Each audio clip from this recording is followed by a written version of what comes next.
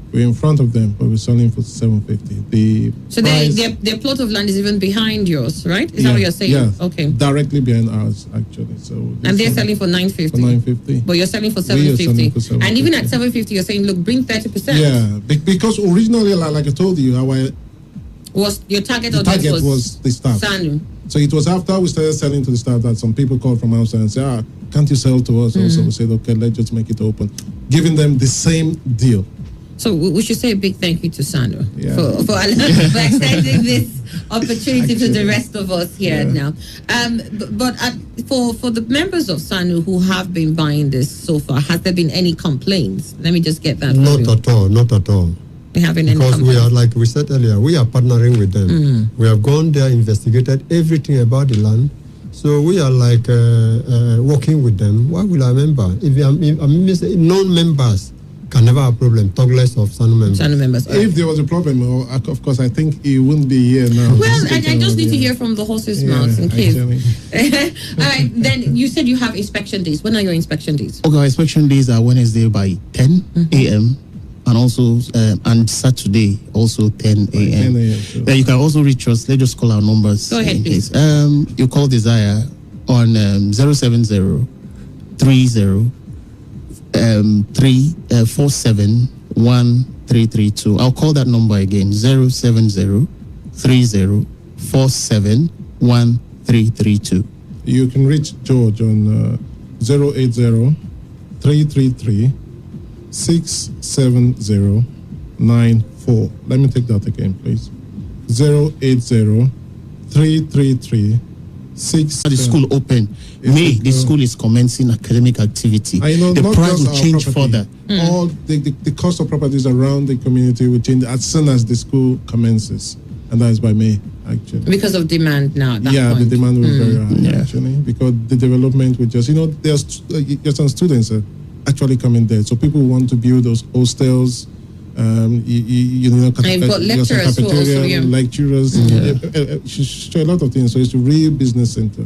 All right. That the entire. So I mean, I particularly don't have an idea where this area is. So if you could give me an example, how many minutes drive from the Obikwere interchange? Okay, sir. From Obikwere interchange, how many minutes drive is it to this place you're talking about? Well, you can also access it from there, but that will be actually very far. Okay. Now, the best place to access this place is through a greater roundabout. From a greater roundabout to this location is about 5 minutes. Ah, okay. Then 5 minutes. From the Obikwere to Igrita should be just about 10-15 minutes, I think. Thereabout. Yeah. So that means it's not. I'm just trying to position to figure out the area. So from the location you mentioned to the place would be about 15 to 20 minutes, actually. 15-20 minutes, and you're there. So that for me, it's prime. You're almost at the city center from that destination. So even for people who want to just move a bit out of town, I think it's a great area to start picking up your properties from, especially as you're giving it as this subsidized rate of 750,000 as against what is obtainable as 950. For those individuals that don't want to build their properties at the place, you can just buy, and when the price goes up, you sell it. For land banking. Yeah. Okay. Actually. So we have gotten who's eligible as long as you have 200 and how much? 225,000 down payment. That's the down payment. That's the down payment. If you have that down payment, you're eligible. Come buy your property. But and we will the rest encourage is you. spread through the year. Let's encourage you to do outright payment so that If you we can, allocate to you. You possess your plots. You can start, doing anything on that property. As much as that is open, it's also nice to let people understand that even with that 30%, they're also welcome on board. So that people who, if you continue to hint at that, some will say, okay, we don't have that particular money now, and then you let those ones go. It's open for everybody. Yes, for those is, who have outright, and for those who have 30%. Yeah. This is just to accommodate as many people as possible. And I think it's important that you call these numbers now because they said there's just limited properties. You don't want to miss out on the promo going on now. Okay, you call Mr. Desire on 070 30 47 112. I'll call the number again. 070 30 47 1332. Or you can call George on 080 333 67094. Let me take it again, please. 080 333 67094. All right, then. The office, where's your office located? Office is located in UST campus at the SANU Secretariat. That is one. Then our second office is at number 158 Romo Precom, Iwofe Road. You get there, you see gathers, you call us, we chat, and then we take you for inspection whenever you want. Wednesdays and Saturday. For those, let me also add this. For those that will not be available on these 2 days, then they can call us to negotiate a very private convenient time. visits. Yeah, so we can actually take fantastic. I'll have your numbers one more time. Yeah. Your numbers one more time. 070 30 47 1332. I'll call it again. 070 30 47 1332. Thank you, Mr. Sire. Yeah, George on 080 333 67094. Let me take that again. 080 333 67094. Mr. George, thank you so much. Chief Wilcox, last word to those who are listening to you. Well, we encourage and assure every interested members of the public, including our members of the university community outside SANU, to take advantage of this great opportunity because it will not last. Thank you so much. And it will not come for the second time. Please let it come for the second. Please let it come for the second time. Thank you so much for coming on the show.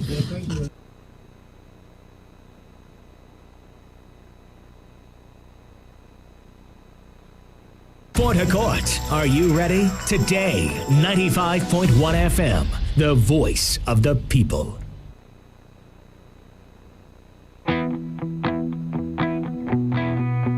Wake up. This is Today's Quest with Annie on Today 95.1. The best of sports, lifestyle, analyses, and much more.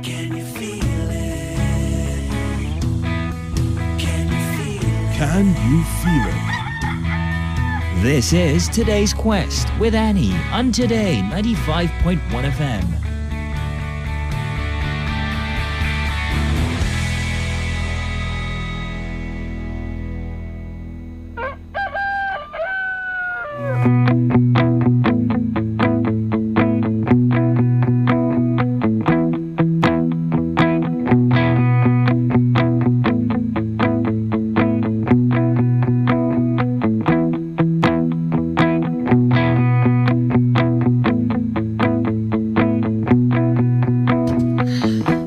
Minutes gone past 10. Welcome back. Let's quickly get to the stories here we have on the papers. There's so many stories that we need to touch. I don't know. I probably have to just leave some. We have here $418 million Paris Club refund, court to hear governor's suit against payments to consultants, December 13. Justice Iyang Eko of the Federal High Court Abuja yesterday adjourned till December 13 for hearing in a motion seeking to temporarily halt the federal government from deducting funds in their bank accounts in payment of Paris Club refunds to consultants. The adjournment was made after the court granted an ex parte application by the governors to regularize their processes that were filed out of time. The application was moved by plaintiff's lawyer, Mr. Jibrin Okutekpa. Justice Eku then granted it as prayed and in addition ordered for substituted service on some of the defendants who allegedly refused to accept court documents regarding the suit. Meanwhile, the court held that its earlier order restraining the federal government from going ahead with its planned deduction from the state's accounts in respect of the said payment still subsists. It seems the Attorney General and the state governors are still having a go at this. The Attorney General, I remember at the time we spoke about this initially, is insisting that deductions will be made concerning the $418 million Paris refund. And he says there was, for them to access that fund, there was an amount of money that was paid to consultants. Yeah. And now that amount of money paid from consultants is going to be borne by everybody involved. So state governors have to pay their share. State governors are saying that's not our burden. How is it not a burden? It was because it was the Attorney General that went to enter that by himself. No. Why I'm asking, Attorney General entered it on behalf of Nigeria, which invariably those that collected the refund, rather the bailout. So, are the governors? Was it a bailout? That Paris refund, was it a bailout? That part. Okay. It wasn't, but it was still a grant to state governments. It was a parish club refund. They had overpaid some amounts before. Okay. The refund. They overpaid some amounts before. Yes. And then the consultants engaged. Now, there were arguments as to the amount of money. The Attorney General agreed with the consultants. The Attorney General is saying whatever they agreed on is final. And that final decision is what will be deducted from the governors now, from source. I don't think the Attorney General is. I think he's being draconian about the whole thing. It's because I remember the Paris Club. Yeah. It wasn't even a grant. It was just overpayment. And then the refunds were made to states and all that. Then how come if the Attorney General were going, perhaps the consultant stipulated that it was going to 20% of whatever. Attorney General should have reverted to the governors and then seek their own opinion. But I mean, is Malami taking us through military dictatorship or what?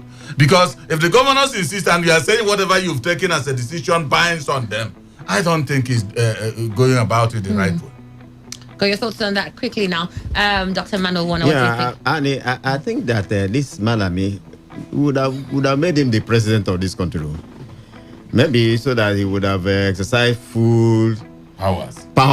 Because I see a man who is authoritarian, who want to impose things on Nigerians regardless of the consequences of his actions and decisions. I mean, if you are involving a third party in a deal like this, courtesy demands that you need to consult them for them to actually know the implication of what they are trying to enter into ab initio. For you to ambush the governors or the state government is unfair, because if I want to take money from you, I should be able to know the terms and conditions. I should be able to know the implications. When am I paying? What am I paying? So that I'll prepare my mind towards that. But for you to just ambush me, it's unfair. All right, then. Well, speaking shortly after the court session, lawyer to the 10th and 11th defendants, Mr. Onyeka Nwokolo, expressed displeasure over the way and manner the Paris Club refund was being politicized and used to blackmail some of the defendants. He claimed that the states legitimately and on their own volition issued power of attorney to some of the defendants to pursue the Paris Club refund on their behalf, with a condition that 10% of the recovered money will be paid, insisting that the power of attorney is binding on both parties. Okay, maybe I didn't get to know this information later. Now, if that were to be if true, I had known this, I wouldn't have said what I said. If that were to be true, then what are the governors dragging? If this is true in itself, so they don't have any basis to drag for anything. They should pay. What did you graciously joins us now? What did you hear? Legal advisor, Pandef Obiakpo chapter, and a voice for Mbadu, Mbwesilero people, and also Nkolu people. Let's not forget those ones. I'm happy the way you read the stanza. It's a stanza, right? Yes. I guess you will anoint me one of these days. You've been anointed already, don't worry. People are now seeking refuge. Thank you, Rivers people. Good morning, Rivers people. Thank you for bringing me. Go ahead. Yeah, I think if there is a power of attorney, because the last time I listened to Fayemi, these governors, permit me to say this, the passivity of responding to this Paris Club money has been a problem. And that is why Malami, even though I'm not his fan, went using this compelling kind of attitude. You see, if there is a power of attorney as to, I think it's binding on the governor. Even if they are in absentia, having given a power of attorney, it's an authority of its own, telling somebody to act on your behalf. So at this point, I think, having listened to the length and breadth of this matter, the governors should, succumb. After all, they were beneficiaries to this Paris Club. Some of them are yet to refund. So many things have gone through, this Paris Club money. So I think Malami may not be trading on the ostrich. At this point, I haven't gone to the length and breadth of this matter. I think his actions and plans are in tandem with the power of attorney.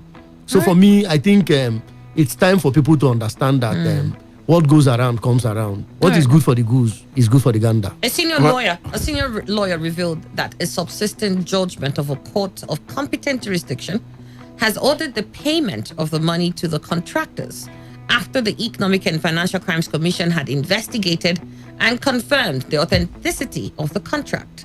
The governors of the 36 states had rushed to courts following President Muhammadu Buhari's approval of the payment of the controversial $418 million to 6 creditors as judgment debts in their favor. The beneficiaries include Ned Nwoko, $142 million, Ted Isogogi Edwards, $159 million, Ryok Nigeria Limited, Ojinwafo Orizu and Olaitan Bello, $142 million, and Panic Alert System Limited and George Ubo, $47 million. Based on Buhari's approval, the Federal Ministry of Finance was said to have directed the Debt Management Office to commence issuance of promissory notes to the creditors. This is what the governors are saying. No, don't do that. We didn't approve this. Well, I think, Annie, it looks as if we're moving forward and backward. If the governors had agreed and then had given power of attorney. But that's just, if you give power of attorney. That is it. Excuse me, lawyer. If I give power of attorney, does that mean that agreements that you enter on my behalf are binding? Of course. They are binding. It's an authority. It's like power of sale. Somebody has this agency agreement. For them, sometimes when agents. So maybe the governors want to argue that we didn't give you power of attorney. There could be revocable and irrevocable power of attorney. If it is, nobody knows if it is revocable. Okay. If it is revocable in that nature, then it means that they can venture in.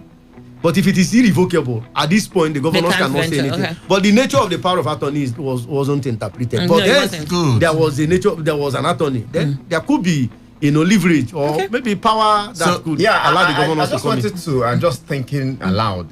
So if you give somebody power of attorney, on a particular issue, does it mean that person cannot also revert back to you to say, or don't you also give the person conditions on how he should represent you, on how such power of attorney can be, exercised? Because if I say act on my behalf, you are acting on my behalf, so you are subject to my interests. So acting on my behalf doesn't mean you just go there and do anything you like. Is there a standard? Is there a standard though that 10% of recovered funds goes to? Is there a standard? Yeah, in power of attorney. Yes. You could give it once a power of attorney is issued. Doesn't mean that act on my behalf. This land should be sold this way. This is your percentage and this is mine. Do we agree on percentages then, or it is an assumption that usually you would take 10%? Usually, depending on what is written there on the prima facie. Okay. But they may have agreed because we are hearing that 10% should be given to the contractors. To the contractors. Yeah. So if it is written clearly on that power of attorney, then it must be acted upon. But remember, if it is an irrevocable power of attorney, at that point, the power of say rests on the attorney. All right. Whoever that is acting upon, he can act and maybe say, look, I have done it on your behalf. This is what you. But at that point, you can't revoke it. Emmanuel. It becomes irrevocable. All I know is that, to make it very hazy for us, the power of attorney, the nature of it is not explained. So all we know is that Malami said, in fact, what I have done is binding to you. We don't know about whether governors are now cashing, because governors are not illiterate humans. They certainly must know the terms that make them go forward and backward and say, no, we are no longer accepting that. I think if you want to give somebody power of attorney, you must have talked to the person. Good. Yes. And they agreed on this is what you are acting on behalf of me. I think the governors perhaps just heard the sums that these people say. And so they are looking at the percentage. They are looking at it from day one. No, maybe half-heartedly they didn't expect that those monies will come. Now that the monies are like me. Only But if it's irrevocable, well, they should count themselves as having made if it is irrevocable, then it becomes subject of litigation. Only you take $149 million. We're not giving them. Ned, please don't take. We're changing our mind. We'll check this thing. But I think that all court processes due this should be exhausted thoroughly. They could even apply for non-ex facto that it wasn't their will. Well, maybe some of them were under hallucination. Like Justice Taiwo said that the court judgment they gave that deduction shouldn't be made now still subsists.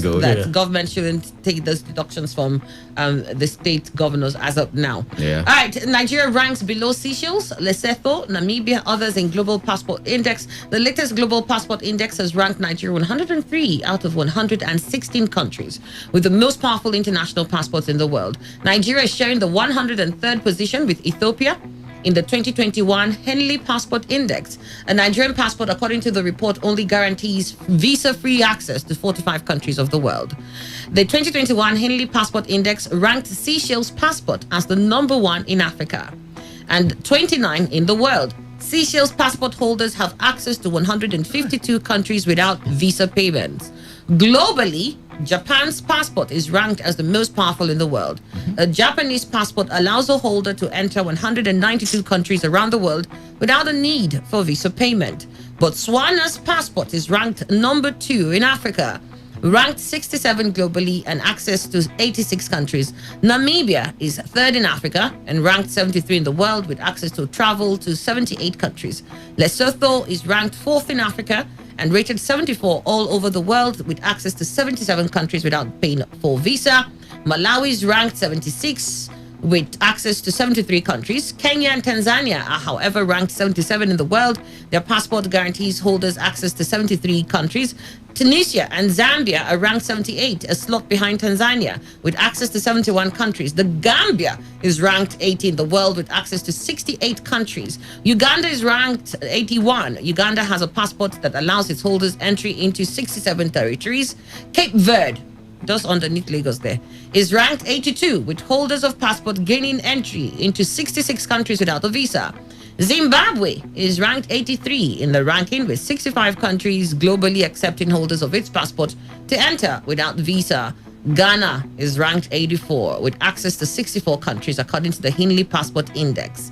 The Henley Passport Index is the original authoritative ranking of all the world's passports according to the number of destinations their holders can access without a prior visa.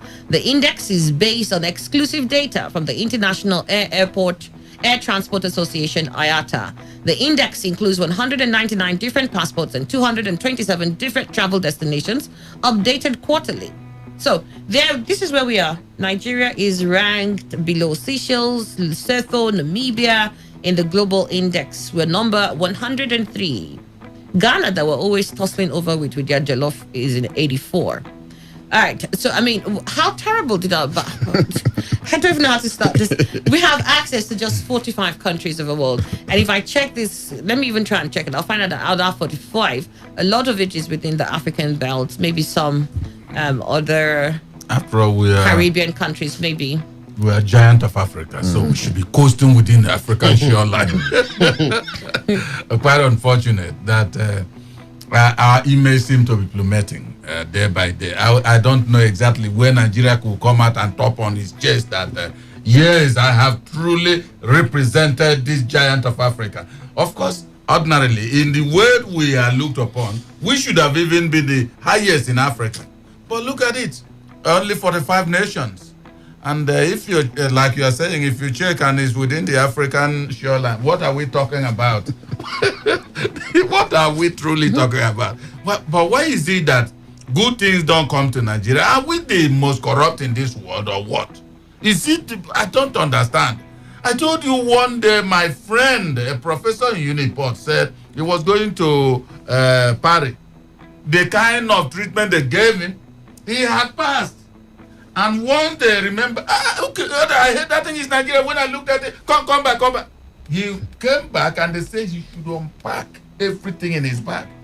He told the immigration officer, do it yourself.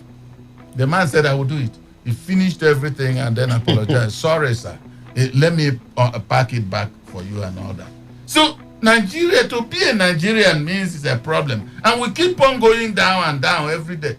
It seems government itself is not interested. What we're interested, perhaps the one we show evidence or energy is Abacha Lut, come back, and then you won't know exactly how they do it. Yes. What do you think? Annie, I think it's unfortunate. It is ridiculous. It is condemnable. It is laughable. I mean, for a giant of Africa to be rated so low. And of course, what it means, therefore, is that, what happens in international politics or international relations is a reflection of domestic politics. Of late, Nigeria has proved that she's not worthy to be a country of her own. with recourse to some identifiable indices that have projected us in the bad light within the confines of the international system. You know, our leaders do not even pay any heed to their image abroad. Granted that, of course, Nigeria is look at Cape Verde, look at those small African countries. Botswana. Even as worse as our economy, I don't think all these Cape Verde would have beaten us. Yes. But you see, it depends on human management. It's based on how you manage, how you project yourself in the international system. And I think our leaders, we want to sit up. I want them to sit up because they are not doing us any good. Sometimes there are issues that I need to, handle with some kind of diplomacy. But that diplomacy is lacking. And of course, that foreign policy has the elitist perspective of foreign policy. What happens within the context of international relations is a reflection of how your elites, were able to, encapsulate your foreign policy and project it to the outside world. I think that's exactly what is playing out. Again, coupled with, this kind of insecurity everywhere, and of course our image, outside these shores of our country, is nothing to write home about. So, and I think it is the fact that our leaders do not even take into consideration what happens to Nigeria image outside this place. And when you also consider the fact that, the terrorism index, I think we also rated as 5, exactly. Yeah, within 1 to 5. Exactly. And I don't think any of these African countries have come close to us. So we are rated the 5th. Where do you put Somalia? Well, Somalia is still second.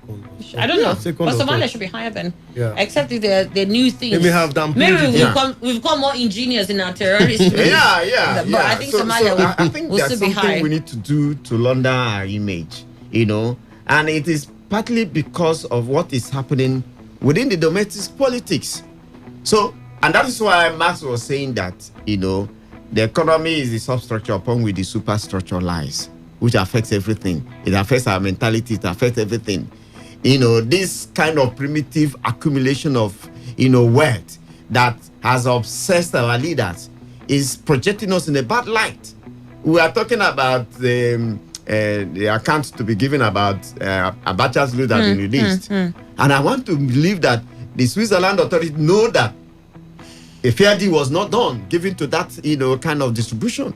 And they know, oftentimes... they know that it was, in fact, for me, it was their insistence that, it is your money. Yes. But in releasing your money to you, it must go through this format. This process, It's yes. because they know that there's a possibility that it will get missing again. Exactly. And so, look, we know it's your money, but we're not going to give it to you straight. Don't come and carry it bulk. We're going to give it to you unless we know there's a structure with which this money gets back to the people. Yeah, so that tells a lot. Yeah, so they have already formed very negative opinion about us. Which is truly not negative. Yes, right. So these things have affected the kind of ranking we have seen now. That it's not just recently that UK and Canada restricted because of Omicron. Yeah, it's because of Omicron. That is also part of it, because they know that if back home that maybe Nigerians are so lawless. That's political. Well, nothing that has Omicron that is everywhere. Even what these people are doing is political. Everything is politicized. It's political. Yeah, so it's political. So how come we're not playing that game? Nigeria? Where is Nigeria in the game of politics? That a Namibia will play that politics better than you. A Ghana will play that politics better than you. Where if we're saying all of this is politics, so what? We don't exist in that space. And I have said here that our politics elitism has very, very good high influence on foreign policy or foreign relations or international relations. The way your leaders project themselves before the international community, maybe in terms of arrogance and things like that, the way they handle, internal domestic issues, also, kind of project us negatively before the international community. So I think that the management of our relations in terms of, how we relate with other international... Who could be more arrogant than the Russians and the Chinese when it comes to issues like this, when they're relating to other nations? Yeah, but but they're ranked high. No, but they have They have something That's what I'm supporting saying. them. Arrogance outside And it. so if you do that, it's the substance that is missing. if you do that, and you can be arrogant if you have the substance. So exactly. I don't think That's what I'm saying. That's what I'm saying. But we don't have anything. We don't have the substance. We don't have it. All right. Let me just get to this, Emmanuel. We're number 103. We share that spot with Ethiopia. And just before us, at 99 is Liberia. Liberia of yesterday. Liberia is at 99. Congo is at 100. Djibouti is at 101. Then just after Nigeria, these are the countries, African countries that we're ahead of. Yeah. We're tower over. Yes, this is the people who are really giants over. Let me call the people that we're truly the giants for. Oh, good. South Sudan, Eritrea, Democratic Republic of Congo. Anywhere that is prosperous.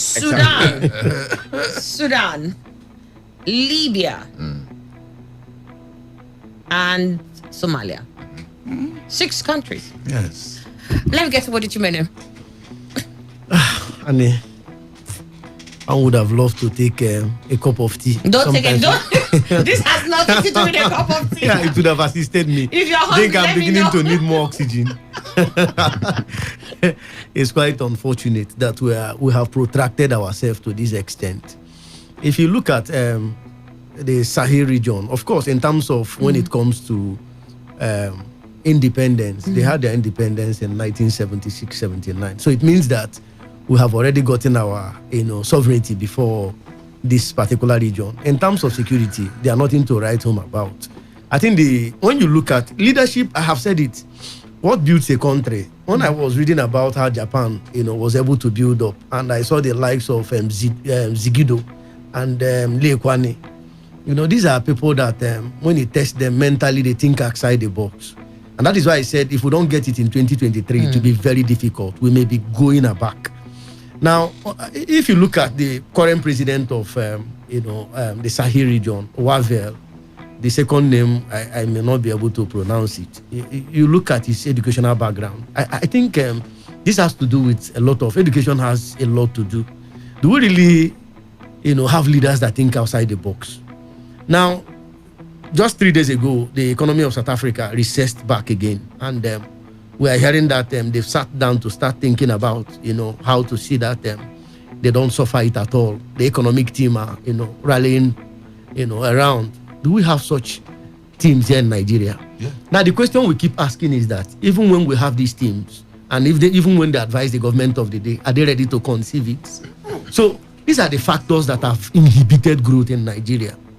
Immediately, somebody was asking me, what does it take? Should we just say that the civilian regime is better than the military regime? I say, God forbid. That the roads today you see in Nigeria were built by the military. And what you call state today it was under the military that state. It was the military that created state. And up till today, the significance of the military, the only demerit about the military was that powers are being taken over by force. But I think when you look at the program of the military, you will see the level of civility. Because if you're malfunctioning, something will tell you to function very well. You don't need to be told. You don't need a suso, maybe a man of God to come and pray for you. If you're mentally deranged, somebody will flog you back. So there was a consciousness for you to be real and to understand that leadership is well directed. Now, what has taken us to this point? It is policy failure, systemic failure, institutional failure. And I tell you today, look at what happened. Somewhere, I won't call the hospital in River State. So it is corruption all over. Now, look at the countries that are just with us. These are countries that we are not in. If you look at in the 70s, you don't call this country without calling Nigeria. Why would you even want to put them in the same pedestal? So it's I mean, there was a time where you could go to London without visas. Nigerians were heading to London. Do you know that it's the same Britain that colonized Sahel? If you look at the Britain, Seychelles. So it's all about leadership, and the same leaders are not ready to hit to anything. And do you know that research? Recently, I discovered that there is nothing like research in Nigeria. The boy that recently discovered how to make drone, has been taken over by the Britain. The man has to leave. He said he has gone to all the trade fair in Nigeria, and nobody cares for him. So it is a malfunction, systemic malfunction. And we have said, look, the only way we can get it well is that, look, we must look at the people we appoint. And the likes of Plato will say, look, let the righteous rule. And who are the righteous? They are the elitists. We need to look at the people that look. Do you know that in 2023, so many people will run. If we ask them to come and tell us their manifestos, some will even tell us that they are going to hospitals. These are the same people that will tell you they have all the programs in their head. So do we even understand what industrial relations is all about? Recently, you can't even cross to Ghana. Ghana has become the best. I have a friend that just told me that, look, he just got a job as a lecturer, and that he doesn't think that if he dies, we should keep his no, I haven't taken his placenta, but that we should, ensure that he's buried in Ghana. His placenta is here, but his body's over there. That's what I'm saying. It doesn't matter. Placenta can go. The body matters. So body stays. So in your death, nothing matters anymore. So we have deteriorated to that extent. And you see, you look at the leadership in that region. The man is educated. Wavil is educated. And you not only being educated, do they have policy direction? There is a policy in place that checkmates, vices. Right now, I went to a hospital that EFCC has come in. I'm happy that ICPC should do their work. And something, in fact, so my cousin wasn't feeling fine. Immediately we approached that hospital. In fact, it became the worst. Is that UPTH with its 950 That's what I'm saying. The mosquitoes there. The mosquitoes greeted us. The 950 was not for the mosquitoes. We don't know. We're only telling. These are part of. It wasn't to deal with mosquitoes. No, it was for COVID-19 center. Amenities, getting it. Is it there on ground? So these are the failures that the foreigners are looking. Look at. UK is telling us not to come. Other countries are there with Omicron. The UK reason is because of Omicron. So can't we play the same politics? That's what I agree. Do you know that other countries in Africa are saying, look, the reason why we're not playing that kind of politics is that you don't have the substance. Zambia is saying, no, don't come to my country. Google it. Some African countries are saying, don't enter. Yeah. Can't Nigeria play the same role? Why? Do you know the problem we have? Omicron. Because we beg toothpick. We want to, even ordinary water, we want Britain to give us. We are still under imperialism. We are still under colonialism. So until we move out from this primordial sentiment in terms of leadership, Nigeria will not go out of. Look, you even when you have your visa. I have a friend that is in Japan. He said, look, there is a way you walk for the fact that you have this kind of hair and you say you're in Nigeria. Once you say you're in Nigeria, there are areas you don't go to in Japan. So racism is at us because they know that something when once a Nigerian walks, something may be getting missing. So they don't just all of us that they are all suspects. So I think until we begin to redeem our image, and the only way we can redeem our image is to redeem leadership. We're Zeus stealing. We're Zeus. I'll ask you something now. Yeah. I started this show in. But don't put me on hotspot. No, I hate being one who wants to be a millionaire. I know. Because I don't have a lifeline. I know. I started the show this morning with asking, that the best way to know yourself is if you ask your friends to describe you with 3 words. And if you meet a group of your friends and each one use the different words to describe you might have a picture of who you actually are, because you want to use your intentions as a judgment for who you are, and that might just be cloudy because your intentions are always supposed to be pure, really. So if you say, oh, I'm not bad now, yesterday when I slapped her, it was because I saw mosquito. You're the one who saw mosquito. All the person saw was the slap.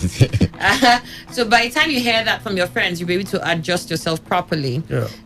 So I'm going to ask you now, if you had 3 words to describe Nigeria with, what would be these 3 words? This is not hotspot, don't worry. No, I'm a student of journalism and this goes beyond that. Well, 3 words. I will just describe Nigeria as a country that is under extinction. So, extinction. We are under the verge of extinction. Under the verge of extinction. That's a lot of words. Just tell me. It has passed. Just use one word to describe it. Nigeria is this, that, and that. That's what I want. That is what I'm being careful of. Nigeria is just. Why? Why is that? Why are you careful about saying it? This is how you see Nigeria. If you are from Tanzania and all you know about Nigeria now, we say, okay, tell us about Nigeria. We have gotten to an abysmal point. Okay. Extinct. We're extinct. No, but we're still here, so we can't be extinct. No. Look, economically, you asked me to what point, and leadership. Okay. Our leadership has. What did you mean? Abysmal point. Okay, what did you mean? I'm going to pause you. Keep thinking about the 3 words. Keep thinking about the 3 words. I'll get back to you. Let me get to Dr. Emmanuel Wona. 3 words. Yes, 3 words. 1, Nigeria is corrupt. Corrupt. Nigeria lacks leadership. No leadership. And Nigeria. Failure of leadership. Failure of leadership, okay? Nigeria is wallowing in abysmal poverty. So there's poverty, there's lack of leadership. And we're corrupt. Exactly. All right. Wow. I won't give you people visa to even one country. That's why we're visa to even 40. So I will give you visa to one country. We cannot be going to Djibouti. Emmanuel. Well, Nigeria is unmanageable. Unmanageable. Yes. Nigeria is at the precipice. And at the head of everything, Nigeria lacks leadership. Wow. Lack of leadership. What was the other one you said? Precipice. Precipice of what? What? Precipice of what? Yes, it's only when it collapses that we can decipher exactly what will happen under. I need 3 words. And now I'm confused. I mean, that country is at the edge. Edge of what? Yes, that's what I'm telling you. You know what it means? Wherever you fall from a cliff. What is ready to be at that edge? Those are the characteristics that I'm looking to see. Like I can't say, oh, Annie's at the edge. So what is her character? What in her character has brought her to that edge? That's what I'm looking at. Well, character. Yeah. Maybe call it corruption. Corruption. All right, corruption. So that's it. So you agree there's corruption? There is corruption. There is failure in terms of leadership. All right. Maladministration. That is the biggest leadership. Maladministration, Yes. failure in leadership, and corruption. So the people here, we don't, as followers, we don't have a problem. It's just our leaders that are terrible. We, the followers, were amazing. As a matter of fact, we do have a problem because, see, I want to believe that. That's why I say there's no democracy in Nigeria. Because if they were, they said sovereignty belongs to the people. And if you see that a crop of individuals you've elected and say, now leaders are not on the right pedestal, you have that sovereignty to bring them back or perhaps say, we don't want you again. But Nigerians are very docile. They keep on looking. When you say docile, Yes. is that in any form lazy? No, it's not Not laziness. lazy. It's not laziness because we do everything legitimately. Let me I don't want to talk the other side, but legitimately we struggle. So there's no laziness at all in us. But docility here is that whatever is going wrong, we don't say anything. Everybody is just maybe selfish. Let me mind myself and mind my business. Even though it has risen from government failure. That's leadership failure. But at least we should have moved and show sign that yes, sovereignty truly resides in us. But that is in democracy. And Nigeria is not a democratic nation. And that brings me to what I earlier said about prebenda politics. They keep on talking about prebenda politics. And that is eating us deep into our fabrics. You know, I remember in those days when we were much younger, I mean, we were living in a very serene environment where people knew what they ought to do and at the right time, and everything seemed to be going the normal way. But at a point where we started having this kind of, kind of leadership that seemed to be irresponsible and unresponsive to the yearnings and aspirations of the people, it changed the entire system. There was this kind of, do I call it a somersault in terms of value system. And that was initiated by leadership. Because when the head is bad, of course, it's going to affect the entire body. So leaders in this country, have, infused into the cloak of Nigerian society some kind of negative value system, which, the followers have imbibed and internalized. And what they are doing now is to demonstrate this negative value system. For instance, when you are unjust to people, I think it was Aristotle who said injustice is when you treat equals unequally and unequals equally. When you demonstrate as a leader, you demonstrate this kind of injustice, you perpetrate injustice. Some people are treated as first-class citizens, others are not. Some sections or ethnic groups are marginalized. You divert state resources to your own personal interests or sectional interests or ethnic interests. you bring in nepotism and all that, you discriminate. Everything, appointment, enrollment into the military, the police, into universities, discrimination. What do you expect? You expect that there will be sense of dissension amongst the people. And again, when you see people who carry guns, you grant them amnesty, you pay them stipends. Meanwhile, there are people who are cool-headed, who graduated, they passed through the 4 walls of university, studied and graduated. For years, they don't have them. I just saw one of my classmates in Sunday school. And I just thank God that I'm even managing this small thing here. You know? When you have people who could not achieve their goals, they're unable to live fulfilled lives, that's going to, aggression will set in. And when the aggression sets in, there's going to be violence. Frustration sets in, and there's going to be aggressive behavior. So I think that's what's happening. And because of that, there's this kind of, rat race where people want to grab everything they want. Dr. Bona, let me get what did you mean to chip in quickly. I think the only way we can, accentuate, better leadership is that, first of all, we have to look at, look out for how nations have been able to, build up their nations.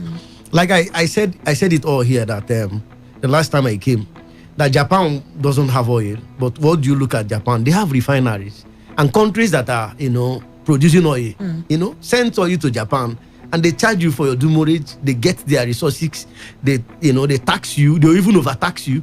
Now, if you look at the likes of how the major restoration came into Japan, you look at that, it was rested on the civilian. The civilian came out and said, look, we don't want the monarchy system again. We have to fight. So I think on the other side, on the other flip, sovereignty rests on the people. We have been quiet for quite some time. I've cited what happened in Chile. The people of Chile, over the years, they were marginalized. But what happened? They stood up and said, look, we don't want this again. It's time for Nigerians to rise. But let me tell you on the other side again, the constitution does not allow that. We have a process that is so enigmatic that if you rise, the government will come against you. But then, should we still remain in our cocoon? We have to stand up. Is that constitution a democratic constitution with restriction?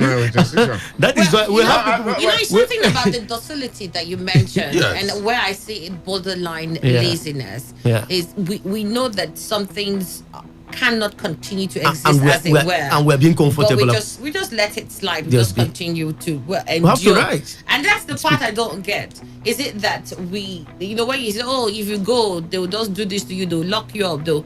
But we've got to strive hard. I've never seen anywhere. I mean, if you want to look at the slave issues, and then when we got to the abolition of slavery, there was a lot of uprising, and a lot of people knew that once you tried to leave the plantations, you could get killed. And killed in the most gruesome manner. I was reading the other day, in some places, what they did in the Caribbean was, if you ran, they'll throw you into the hot barrel of sugar. Sugar that has been put on fire for a long period, melting. They throw you in there. And the problem is, I just imagine. Exactly. But people knew that was the possibility of what they would face. But they also understood that this was a life that we wanted to change. We're not in that space, thankfully. But Nigerians will continue to. I can't for the life of me imagine that we're just above Libya and then Somalia and Sudan. Annie, you see, and then we know that we can do better than what Seychelles is doing. Exactly. And for whatever reasons, we say, this system, we can't challenge it. We're not saying challenge it by carrying guns and stuff. But we must, as if you don't hold the people that you have elected to accountability, they will continue in the manner they are. They know that nothing will happen. They'll come tomorrow on 2023. They'll stand in the same podium they stood last time and still tell you the same things they told you the last time. And then you're still going to nod your head and say somebody, or if not this person, this is my leader. He's been my leader since before I was born. And we will not change it. We'll have the same thing and complain when we see governance in this manner. The people who are supposed to hold these people to accountability, we're not doing it. I think that the problem, again, like I said earlier, is the fact that we have tried to internalize those negative values, and it has become part of us. Now, I'll give you an instance, We've owned it now. Yes, we owned it. Look at what happened in India at the reign of Mahatma Gandhi or something. The colonial masters then put up a policy. And they say, if you believe in this then we are going to leave you. If you don't, we are going to, exterminate you. And they put up a bar and lined Egyptians. I was just in that film. And if you cross that bar, means that you have not accepted that colonial policy. And as soon as you cross that bar, something, they will just hit you down. And you see your fellow Indian dead on the floor. Yet, Indians were still going. As they go, they hit them. As they go, they hit them. If it is in Nigeria, who would take that? And you also realize the fact that Karl Marx talked about revolution. And that this revolution must be violent. Because it takes you a lot to change the status quo. Those who are up there enjoying the largesse, the economy, the things of this country, will never let you people, by just mere precept, by just mere preaching, allow you people to do what or take over from them. It is not going to be possible. There must be that total commitment. If possible, supreme sacrifice. Now look at the case of what happened in the in Nigeria and the Ogoni issue. Ken Saro-Wiwa was bold. If you read all those his comments before he was killed. Okay. But now what is happening in Ogoni? There are different groups claiming this, claiming that. That spirit of what do you speak your mind? Is no longer there. Thank you very much, Dr. Emmanuel Wona. What do you speak your mind? We've got to go. The phone lines need to be opened. Annie, you see, I was listening to Dr. Ona, and he was talking about supreme sacrifice. Let me tell you, those whose epitaph have been written today in the memory of our loving father, I'm sure some of them who died as a hero were not celebrated. So, I wouldn't want to die in that way. No. When you look at I read a man died, written by Wolo Soyinka, and he was talking about the 14 feet prison in Kaduna. When I've not been there, and I never want to be there. And when he was describing his ordeal, I knew what is attached to activism is so much. The man called Francisco de Miranda, a patriot of Venezuela, who fought under the occupation of the Spaniard, said that if I had known, I wouldn't have done it. So it means that he was betrayed by Sir Bolivar, a friend of his, who stood together to fight for the Venezuelan independence. But what happened? He was betrayed, and he went to prison. Do you know what he said in the prison? No, tell now us. I'm only following what... tell us quickly. Patriotism shouldn't come at all. That patriotism is the worst thing that anybody can do for his country. So it means that I'm not saying that it's not good to fight for your country. But how many is the worst thing you can do for your country? No, especially when he was betrayed. At last, he went to prison and nobody stood for him. If you're not going to be patriotic to your country, you'll be patriotic to yourself. It's because of what I've just explained. To yourself. Just as he's saying now, that people should, that supreme sacrifice. How many of us, even the Ken, I don't agree that you should be how many of your us? Country. How many of your patriotism to your country doesn't mean that you don't check the leaders. In fact, it is patriotism to country that ensures that you check your leaders. Annie, please, I want to. History. Thank you very much. History will not allow us to keep it half. History has kept you half already. Leave it. This studio will pay me. This studio will pay me. Whoever fights and run away, you fight another day. So I won't follow that. If my mother had died, could she have written the half of the yellow song? I think that supreme sacrifice. Let them put it aside. We need to have. You see, why Nigeria? You see? No. We need to open the phone lines though. And this is what I'm asking here for opinion poll. Yeah, the Nigerian passport is ranked as low as it is now, and obviously this just showcases the image of Nigeria globally. And we want to ask what has caused this. Why are we not in the same place as where Seychelles is? What is it? I mean, Seychelles. What is she even exporting? What does? She's just got very great tourism centers. So, what is it about the Seychelles that I think again it is the fact that when you look at Japan being number one. Yeah. And Japan, I think Japan and Sri Lanka are the ones at number one. Yeah. These people love their home country. Yeah. Very, very. I mean, it's not easy to say a Japanese who's just left Japan. No, they're always there. You see Chinese, you see other Indonesians, and but Japanese, you find them back home. Yeah. We're homebodies. This is where we are. I think the same thing too with Seychelles. Yeah. For the people of Seychelles, you see a lot of them are at home. They're not. But Nigeria. Wherever, if you open, I'm sure if you open a new country, if there's a new island, look at the number of if stories. something happens and there's a new island that is discovered in this, One Nigeria. Anyway, I don't see how Nigeria is not happy to One Nigeria. And you look at the number of stowaways that somebody prefers staying in cargo. I think it's the fact that Nigerians want to be evident. We're not giving visa. People just come here. All right. So the question we're asking is, why do you think that our visa, our passport ranks so lowly? And again, we want you to describe Nigeria with 3 words, okay? Just 3 words. Describe Nigeria if you were from Djibouti. With respect. With respect, please. I mean, we're saying this as a means for correction. Yeah. I'm not expecting anybody to come. But the thing you must realize is that even if you're going to say it without respect, you're Nigerian. Exactly. Yeah. Right? So if whatever you're So saying, it's even binding on you. you're just saying the same thing about yourself. But I would still ask that you do that respectfully, though. And the reason for this is that, you know what they say about when you identify your problems, that perhaps you might have said the cost to solving it. 0810-951-0951. Don't forget, they can also send text messages. 0810-951-0951 or 0817-000951. Those are the numbers for the studio lines. I'll call that again. 0810-951-0951 or 0817-000951.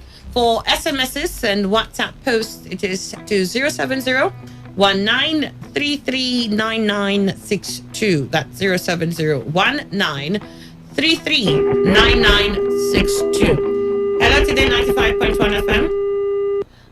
Sorry, I lost that connection. Hello. Hello, Madam. Good morning. Yes, good morning. What's your name? My name is Philip, calling from Transamadi Old Road. All right, Philip from Transamadi. Great to have you. Go ahead. Yeah. You say we should describe Nigeria in 3 words, have you? Yes, 3 words, please. Okay, Nigeria is illegitimate, barbaric, and arrogant. That is the only word I can say. Nigeria is illegitimate, it's barbaric, and it's arrogant. Arrogant. Yes, I got it. Arrogant. Yes. All right. Yeah. All right. So why do you think our visa is doing so poorly? It's because of the leaders, the type of leaders we have.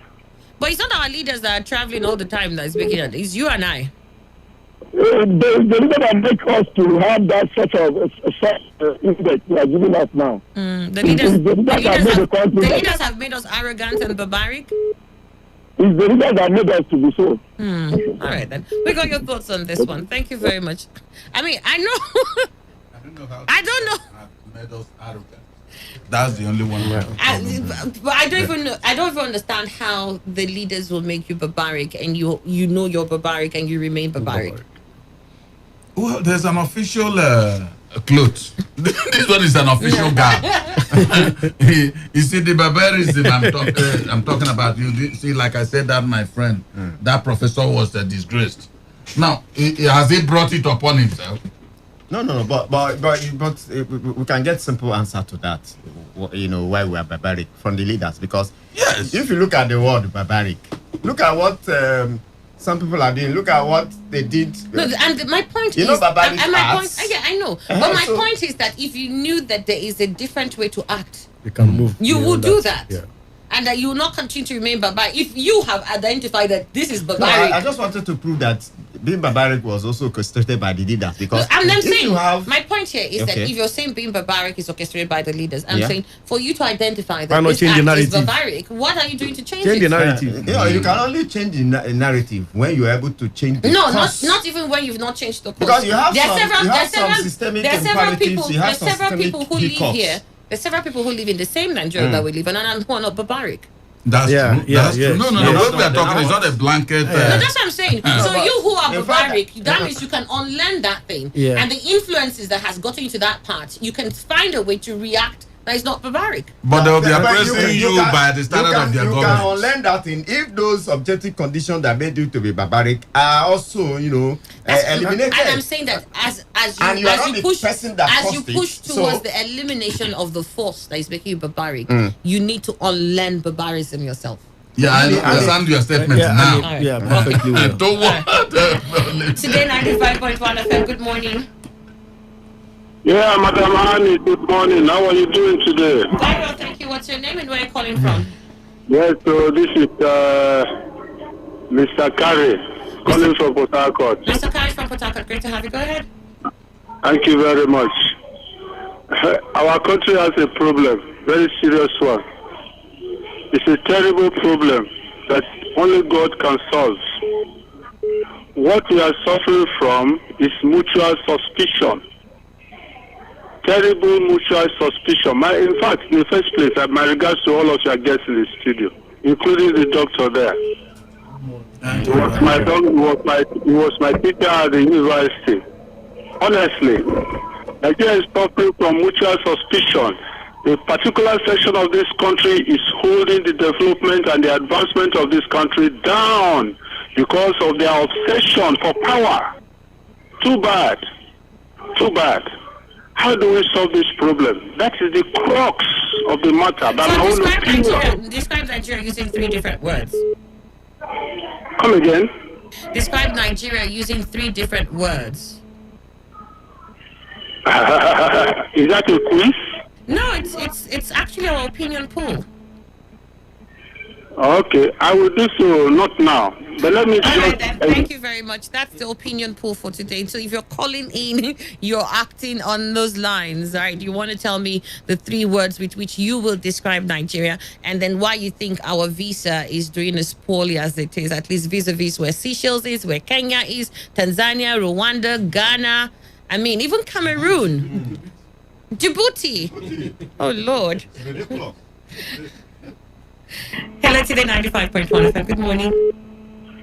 Good morning, Annie. How are you today? Very well, thank you. What's your name and where are you calling from? My name is Nukubiki. I'm calling from Port Harcourt. Great to have you. So describe Nigeria in 3 words. Use 3 different words to tell us about Nigeria. I know Nigeria as a country whereby we don't have anything like the young shall grow. What we have is the old shall grow, shall live, and the young shall die. 1. 2, the second one is the leaders are great. They don't want the people they are ruling to have anything from them. It's just them alone. Then 3rd, I want them to legalize corruption, because the leaders are corrupt and the younger ones, the ones that they are leading, are also corrupt. So that we just legalize it and do it together and leave all this fighting corruption. Thank you. Thank you very much. It says legalize it, so let's all do it together. Don't leave one party. Let's all be in it together. Today 95.1 FM. Good morning. Good morning.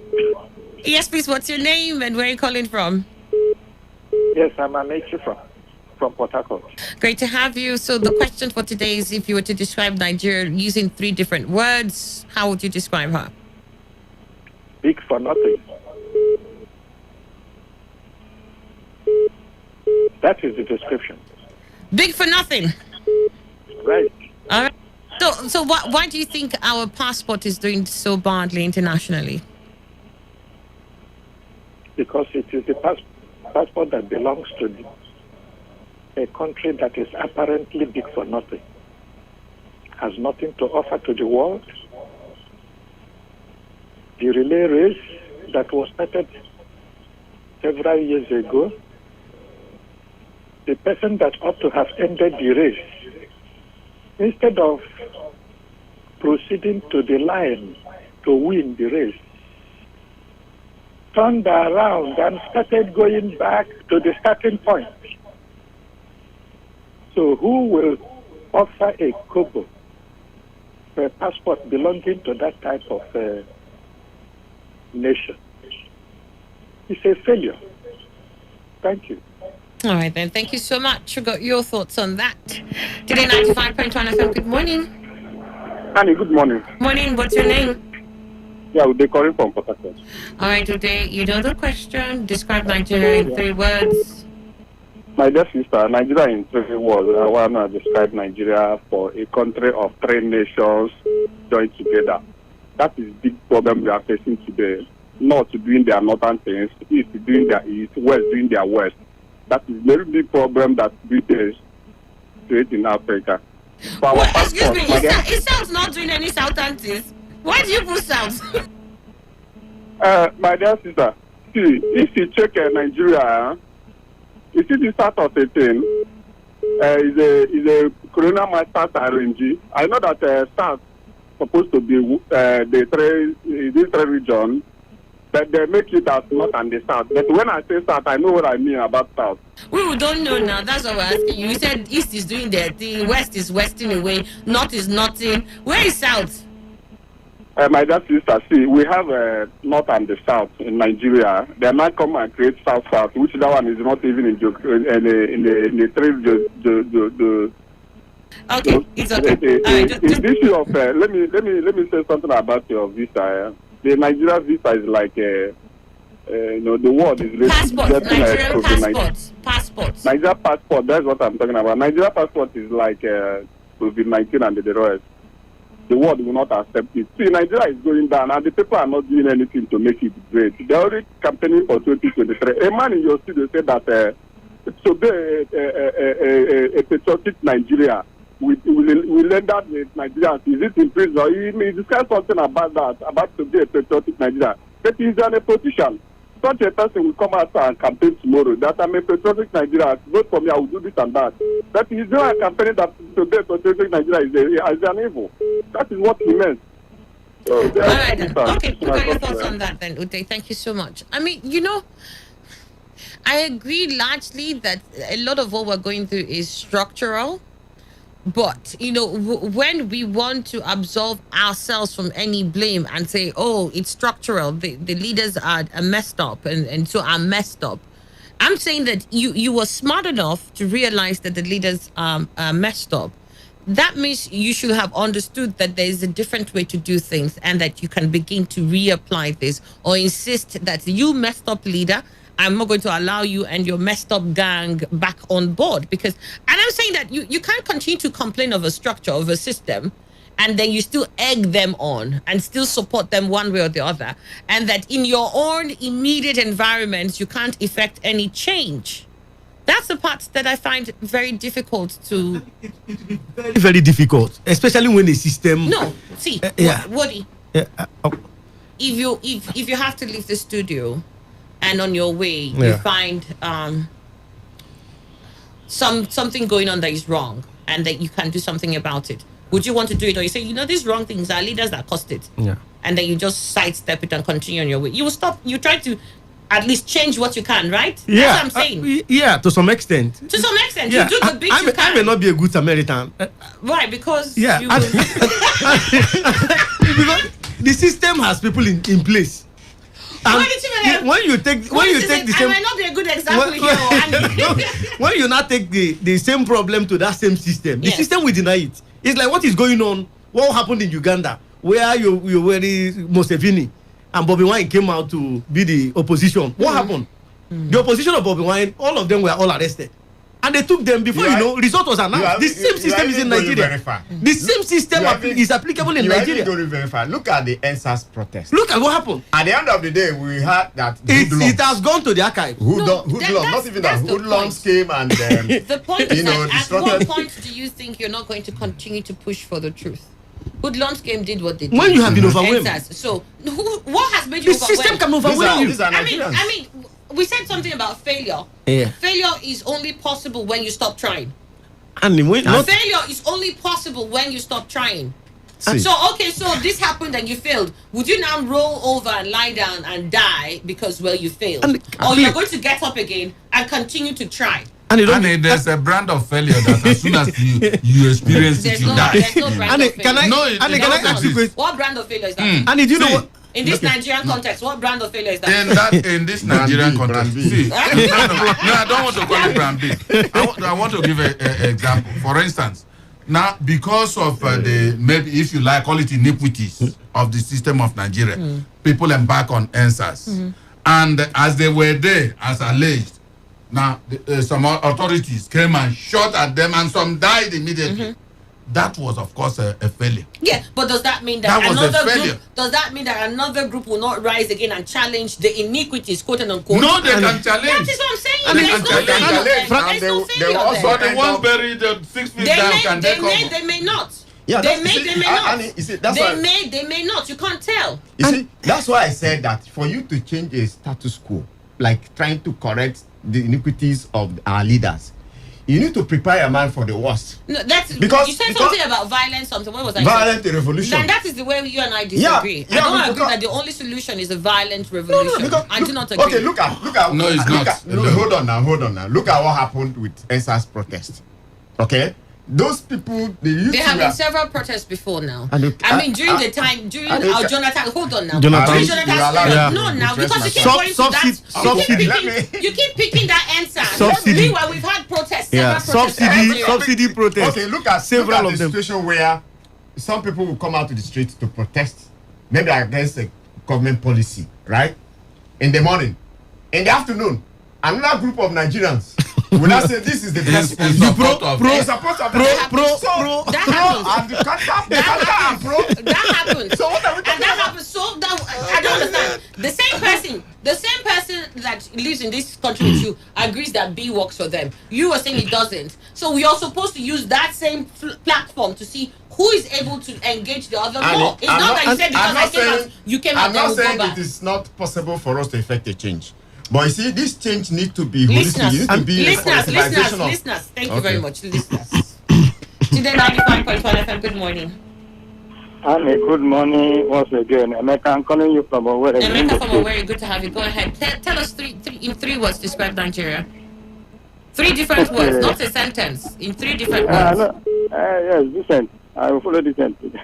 the giant of corruption, giant of injustice, giant of denial. That is what I would describe Nigeria. Okay. All right then. So on the issue you are discussing about a particular country that are comparing to Nigeria, Annie, since you are a journalist and you are learned, not just learned, highly learned, have you ever heard of any president of any country in the world? I want to join the second caller that talked about our leaders leaving into particular session. In South, in general, the only president I know, so far, good luck, which come by miracle. About 1977 by miracle. These 2 individuals, let's forget about Shoneko. People that have been leading Nigeria right from one state, military-wise, civilian-wise, whichever way you call it, a particular state of people. And if you look at these people naturally, you know, this is we have a president that is talking of a cow. We are talking of research. Manufacturing research all over the world, leaders. Have you ever heard of any president in anywhere, whether in Africa, that his problem in the office as a president of a country is the issue of cow? Have you ever heard of that? I've never heard in your Okay, thank you very much. We've got to go. Madam Annie, Nigeria is a great country with great potentials, with the brightest future in the world. All that is needed is attitudinal change. Nigeria's problems is represented with the people in your studio. Nigeria has no problem but the people. I'm Elder Chili Edwin. So when you say the people, does that, I want to know, the people who are managed by, remember the people don't just exist without some form of management. So who are the managers of the people?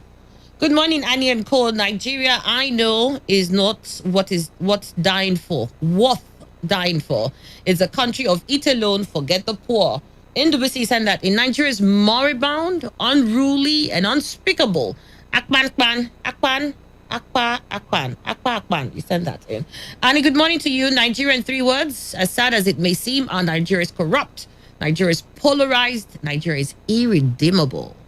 And if I may add, Nigeria is a failed institution. This is on justice in Port Harcourt. Canoids.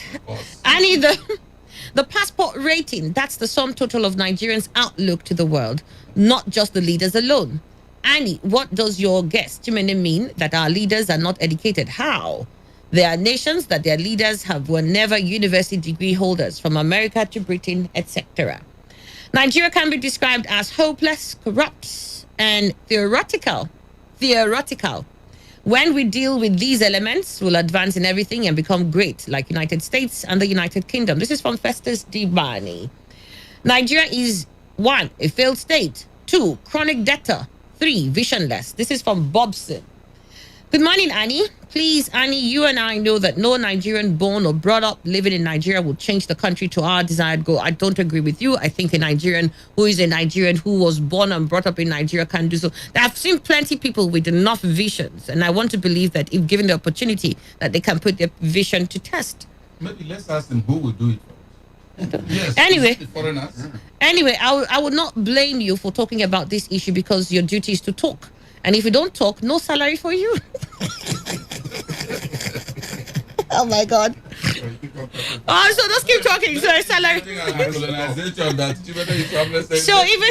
So even when you know that there is no solution from human standpoint, you will invite your guests to talk. As for me, I enjoy listening to you just to be abreast of current happenings in the society.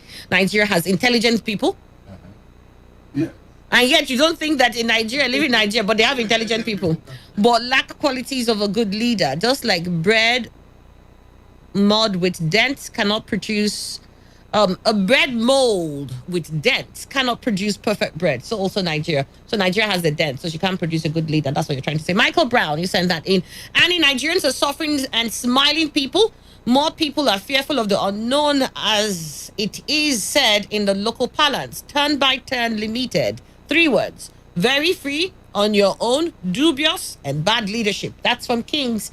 Nigeria is irresponsible, insensitive, and ill. And these are the 3 reasons why our passport cannot be honored. Kingsley in Port Harcourt, he said Nigeria is evil. You can't start the change. Yeah, I think that it's all part of, we changing. I wish you would join me on that platform so that we can start the change. If you say Nigeria is evil, I mean, you're saying that the Nigerians, it's not the land you're saying or the trees, it's Nigerians you're saying. And that means you and I. And I don't want to believe so. I don't think that. I've seen the most beautiful people on planet Earth who are Nigerians. When I say beautiful, I mean from their actions, not physically. I'm a charity against that. You should have started that I'm evil. Let us say Good morning, Annie. The 3 words are: 1, Nigerians have no value, which is a big problem. Value system is 0. Nigerians are unpatriotic and they are wicked. All right. Got that from you, Kalada. Annie and Cole, good morning to me. Nigeria is central hellish, central barbaric, and central stagnated. And countries of the world will always want to be extra careful dealing with citizens of the country, such as described here, into their countries. Therefore, our Nigeria's problem is only the head. Alabo Jackson, you send that from Trans Amadi. I think that as long as we've got bad managers, you've also got to realize that the people, and because it's the people they see going through their, what they call it, they scrutinize coming into their countries, and they see you come in and you say you graduated from somewhere and they check and you didn't graduate. You come in and you say, I'm just coming here for 2 days or I'm going back. 2 years later, they are hunting you up and down in that city. They can't find you. You disappeared. You come and you say that cargo is, I'm just bringing tomatoes. When they slice the tomatoes open, they find all drugs from there. And you come and you said, no, I'm coming to school. I have admission to do 6 months there. They come in and check what you're doing in school and they find you on the internet. You're defrauding people. I mean, you have left this great country that you said is the one that the leaders are the ones putting you where you are. You have now found yourself in this great country and you have not changed. You still carry that evil self with you there. And in 3 words, Nigeria is on autopilot, plummeting and failing. All the indices of a failed country have been fulfilled. That's why we're ranked far below among those failed countries that their passports have value. Annie, I'm above 40 years. In 1997, my father of blessed memory told me that Nigeria will never get better. 24 years later, it's getting from bad to worse, and from worse to worst. Uche Nwachuku, you send that in from Umboba. Newton Ikere says, I won't bust a vein to tell you what's responsible for this. 3 words to describe Nigeria. 1, insincere leadership. 2, abuse of human rights. 3, presidential arrogance. Our passport will continue to sink lower and lower as long as we have the likes of Lai Mohammed, Femi Adesina, and Malami, who pose as the lords of the manor, as spokespersons for this great country. Power belongs to the people, but in Nigeria, power belongs to Buhari. The world sees and knows. Newton Ikere, it wasn't until Buhari came on board that we entered 140-something. Before Buhari came, so we're in 100 or thereabouts.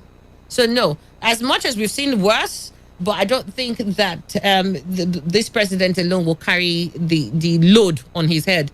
And then Lai Mohammed, the president doesn't think so. The president says Lai Mohammed is the reason why he has helped our image. Annie, good morning. The reason for the low ranking is because of extreme corruption. When our leaders allow our country to decay to a point where citizens scramble to live at all costs and through any means possible, the rest of the world see us as demeaning. Annie, do you know people who have no business with official and diplomatic passports assess them for the purpose of traveling abroad, and on arrival they discard them and engage in all manner of inanities and criminality? These and more contribute in degrading our passports and image. Politicians also use the passport to engage in organized criminality. Nigeria is a country undergoing uncommon restructuring. All right. Good morning. My 3 words to describe Nigeria's potential: confused, short-sighted. My regards to my lecturer 10 years ago, Dr. Emmanuel. This is from Ikemjika. Ikemjika, thank you. I agree with the fact when he says we're short-sighted. Good morning, Annie. I think Nigeria is a country. I believe that the potential political leadership are the biggest problem. Secondly, Nigeria is a country with men and women of great idea. Lastly, Nigeria is a country of 70% lawless people. Bakata from Ozwaha, you sent that in. All right, I'm going to try and see if we can wrap this up now after the last call. I'll take some messages from Facebook and then a text and then a phone call. Then we've got to wrap it up and leave. All right, so from Facebook, let me see if I can get that quickly. Hello, Today 95.1 FM. Good morning. Good morning, Annie. Good morning. Yes, please. What's your name? Yes. Okay, welcome. One day, be as if we don't go out of 1 year. I can't go ahead. Yes. Annie, why we... Karimo, sorry, you might have to call back again. All right, then. Uchechuku Ono says Nigeria is fake, blind, and useless. Tango that table says bad foundation, bad leadership, and selfish interest. Monibo Akobo says employment, unemployment, poverty, and lack of leadership. Erasmus Nicholas says leadership failure, unpatrioticness, and wickedness. Engineer Namjanya who says Nigeria lacks leadership, Nigeria is corrupt, and we're hopeless. He says he's listening in from Pakistan. And then Abby King Ugochukwu says Nigeria is black. Have we ever been before? What is going on here? Nigeria is black. What were we supposed to be before? Have we ever been fair? What color were we supposed to be if not? Says Nigeria is black, Nigeria is evil and illegal. And then this is from Udoka who says, funny how your people are all blaming the leaders. Go to see their offices and shops and see if you see any difference. Exactly. I think so too. In your own corner, how different. Some people say, I can't do it, because you're here in Nigeria, so you just have to bend to the tendencies you have here in Nigeria. But I doubt if that is applicable all. There's one shop I went to and I was asking, I can't remember what I wanted to buy. And then they gave me something that was substandard. And I was like, this is not what I want. I told you. And if I told you you're going to sell this to me, you should have been at the cheaper rate, not this. And then the person was trying to tell us how if they brought the original coming in, they have to pay extra, and that Nigerians can't afford it. So I said, fine. You don't want to pay those extras. But you brought in the substandard one. So sell it at the cheap rate now. That is logic. Logic has no place in Nigeria. No. We've got to go though. But your passport can take you to about 47 countries. So think about it. 45. 45. I said 40 something. I didn't put. I said 40 something. Okay. Can take you to 45 places. So don't despair. You can still check out a few countries. You can go to Sudan if you want. What we have is let it be that it's not only within Africa. I think there's Caribbean countries. What about Afghanistan? No, you can visit if you want to. Yeah. And maybe if I go to Djibouti, they may make me president there. Djibouti has their own president. But they won't be happy hearing that. I think the bottom line is that the passport is one thing that covers for all Nigerians. So, I mean, the passport will just show you're Nigerian. So if we don't begin to work to fix that outlook that Nigeria is given, then you and I, no matter where we go to, that's how we'll be viewed. Even if I'm coming from Nigeria and I'm thinking, oh, Annie, you're sweet and nice. By the time you get to the airport, they'll probably, like you said, they ransack the professor. Yeah. They'll probably check me 100 times over and still look at me and say, Nigeria, no, we revoke your visa, just go back. And they do that a lot. Sometimes for no reasons whatsoever. You got into the country, they'll look at you and say, go back. So, I mean, we must understand how that is affecting us generally, and then begin to fix what we can fix and get our governments to do that which they must do. Our image booster. Lai Mohammed is 70 years. How much can he do? We've got to go, Dr. Emmanuel Warner. Quickly. Adi, it's almost looking like a hopeless thing when I heard what people were making their submissions about what we said here in the studio.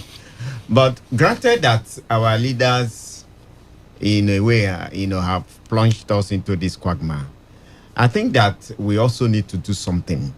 In as much as we are people that, have found ourselves in this kind of situation, I think that we need to do something. I've often said that, look, in your little closet, wherever you are, try and do the right thing and avoid what I call value dissonance. There's too much hypocrisy in this land, prebendal politics. People are just wanting to exploit available opportunity for selfish interests. And that is affecting that kind of, collectivized effort to put a change. So when we don't have that kind of collective effort, galvanized effort, it will be difficult to change anything, even at the level of leadership. Dr. Emmanuel Warner, Lecturer, Department of Political Science, University of Port Harcourt, thank you so much for coming through. What did you make, Esquire? Well, borrowing a leaf from J. Rollins, I think 1979 ushered in the great Ghana that we see today, even though some of us may want to, view revolution as being negative. But at this point, I think using class action, Nigeria has got into the pontiff of, corruption that we all have to look back and say, look, we have to make Nigeria a better nation. Yeah, great nations today all started from somewhere. We have to create check and balances. We have to understand the fact that this nation belongs to us. But the only thing we have to do is that we must expunge corruption and make stronger the institution. What did you mean, Esquire? Legal advisor, Pandaf Obiakbo chapter and a voice for Mbado Mesler and Polo people. Thank you for coming through. Thank you for bringing me. You're just smiling. Somebody said that. Somebody said that Nigeria is a big crime scene. Please be very careful because of WBA. Nigeria is a big crime scene. Oh, sweet Lord. Emmanuel Integrate. What? Certainly. You only gave it to us. No. I will not. She pushed it to us. Certainly, if I were instituting an award, I think the person's description I would have valued most is the one that said Nigeria is big for nothing. However, collective effort, genuine effort, can make Nigeria big for something. And that's how we wrap up on the show. Thank you so much for being part of it. We'll do this again tomorrow. Join us from 6 a.m. Coming up, Entertainment Express, and then, of course, the world news at the top of the hour 12.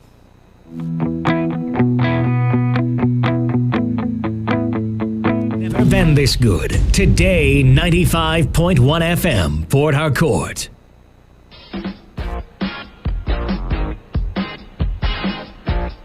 Great to have you back and good day to you. I have with me in the studio representatives from Agromatic. They are here to tell us about Agromatic. I will let them introduce themselves. Welcome. Thank you. So what's your name? My name is Collins. I am Bitcoin Jackson. My name is Miracle Onyekwere. Okay, welcome, Miracle. So now, can you tell us more about Agromatic? All right, thank you very much. Like everyone knows this voice. This is a voice that gives you the coin that will change your life. Now, Agromatic is a new coin that is about to be launched. Agromatic is a decentralized system that aims to accelerate the adoption of cryptocurrency in Africa. You know, Africans are a bit backward when it comes to cryptocurrency, but the world is revolving such that everything now is going to be crypto. Facebook have changed its name because they want to do crypto and NFT. They don't want to be restricted anymore. Today I was watching a cryptocurrency that is already about to be launched, and they were showing how a rocket to go and plant things in the moon. So now people are moving beyond the ordinary. People are building houses in the metaverse. We are thinking about, okay, let me buy some land in Nigeria. Some people are like buying lands already in the metaverse, an unreal world where you're living your fantasy in real life. And that is what crypto is heading to. So Agromatic is a new cryptocurrency to support farmers, to bring about the adoption of cryptocurrencies in Africa, and to eradicate poverty in Africa. And they intend to do this through DeFi, staking, yield farming, and NFTs and the rest. Okay. So just like you said the last time when you spoke about KCL coin, it's not just business as usual. They also want to solve a problem. Yes. So how does Agromatic intend to solve this problem of eradicating poverty and moving to forward the acceptance of cryptocurrency in Africa? Now, Agromatic, the project, when you look at their pitch deck, it's very interesting. Okay, so now, what do you mean by pitch deck? Because I know some people are listening and not everybody is as familiar with all of these things. Okay. Like I told people in our seminars, I said, when you want to be involved in cryptocurrency, you must learn to study. Many of us in Africa just want to release money. That is wrong. That is why we would keep losing. For you to earn, you must learn. So learning is more important, and people that come in contact with me, you would know that I'm not interested in interacting with your money. I'm making my own money. What I'm interested in is impacting the knowledge that will give you that money, and that is what we need in Africa. Now, when you talk about pitch deck, when you want to study about cryptocurrencies, there are different things you look out for. You look at their white paper, and then there are some coins that may not have the white paper. They have what they call the light paper, and then if you don't have the light paper, then there's something called the pitch deck, like a summary of what this project is coming to do in a picture format. Okay. So that's what the pitch deck is. More like a presentation, just like a slide. Okay. To understand, how it works. So that is what the pitch deck is about. Now, Agromatic has stated clearly that the problem it's facing in Africa is poverty, lack of jobs, restrictions on cash flow across Africa, food inadequacy, inadequate transport facility, insufficient supply of locally made products, and inadequate support for farmers. And then this is the solution. We have a charity wallet that helps orphanages, disadvantaged farmers. The charity wallet will do that. So how do they intend to solve this problem that have been stated? Through charity, supporting farmers, thereby supporting their families and supporting their workers. Okay. And then you talk about provision of jobs through farms. This company, Agromatic, a cryptocurrency-based project, intends to create farms in different countries in Africa, which of course would create employment job opportunities. There will be farm equipment that will be rented to farmers. You talk about transport. You can't run a farm without the transport. How do you transport the eggs? You need a car. So that means a driver will be employed. The mechanics will get more jobs to repair the vehicles, to maintain the vehicles. So this is a very good ecosystem. Investing in Agromatic is investing in Africa, is investing in the possibilities of Africans. And you talk about the food security. You have a farm, you are creating more food, more supply. And they talk about the passive income stream for poverty. People need to earn more money. How can you make your 20,000 to become 50,000? That is what the passive income stream is all about. And they are launching it with staking. Interesting. Yes. So now, Agromatic intends to eradicate poverty in Africa. Yes. That's a very big goal, because the how is what matters. Yes. And the process, we want to know what's the process. How can Agromatic eradicate poverty in Africa? Now, Agromatic can eradicate poverty, but the ball is in our court. Yes. How do you mean? What I mean is that a parable, or whatever they say it, you say you can take a cow to the waters, to the stream, but you can't force it. But you can't force it to drink. You can't force it to drink the water. So now they are coming with several opportunities. The ball is in your court. Would you learn about this? Would you avail yourself to be part of this initiative? Would you avail yourself to be part of it? That is a question. So that is why, Jesus said there will always be the poor, because there are people that would not. I did a giveaway of 200,000. I was like, all you need to do is join this group and then tell others to come. Once it's filled up, I will give 200,000 to people. And then some people are still sending me private message. Please, can you give me loan for my business? You can imagine, you've created an avenue for you to get free money, but they are coming to meet you for a loan. So that is it. So Agromatic has created several systems. They have a tokenomics that allows them, do charity without stress.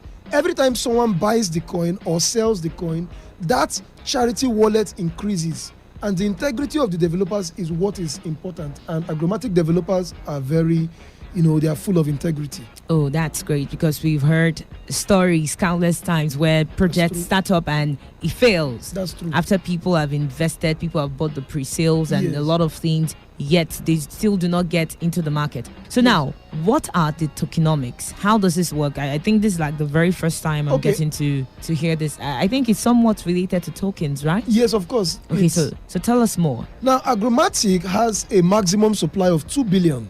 That's because, like I said, they have a plan to reach out to the poor, like to help not just the poor.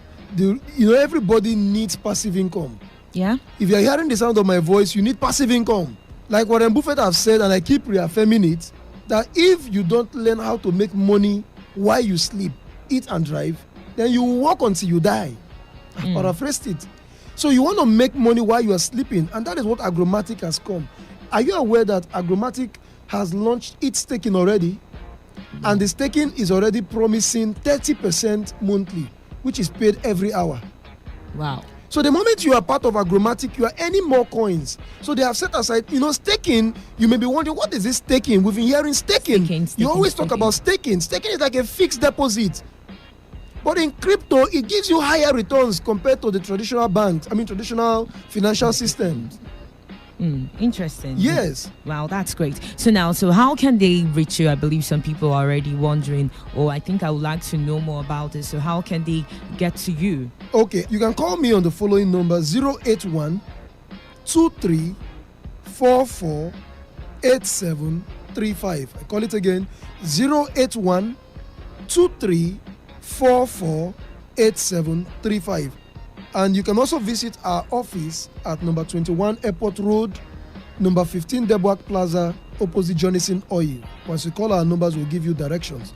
There, we can help you set up your wallets, help you, set yourself ready for this Agromatic coin. Okay. So can you kindly explain the dividend and the tax in the 15%?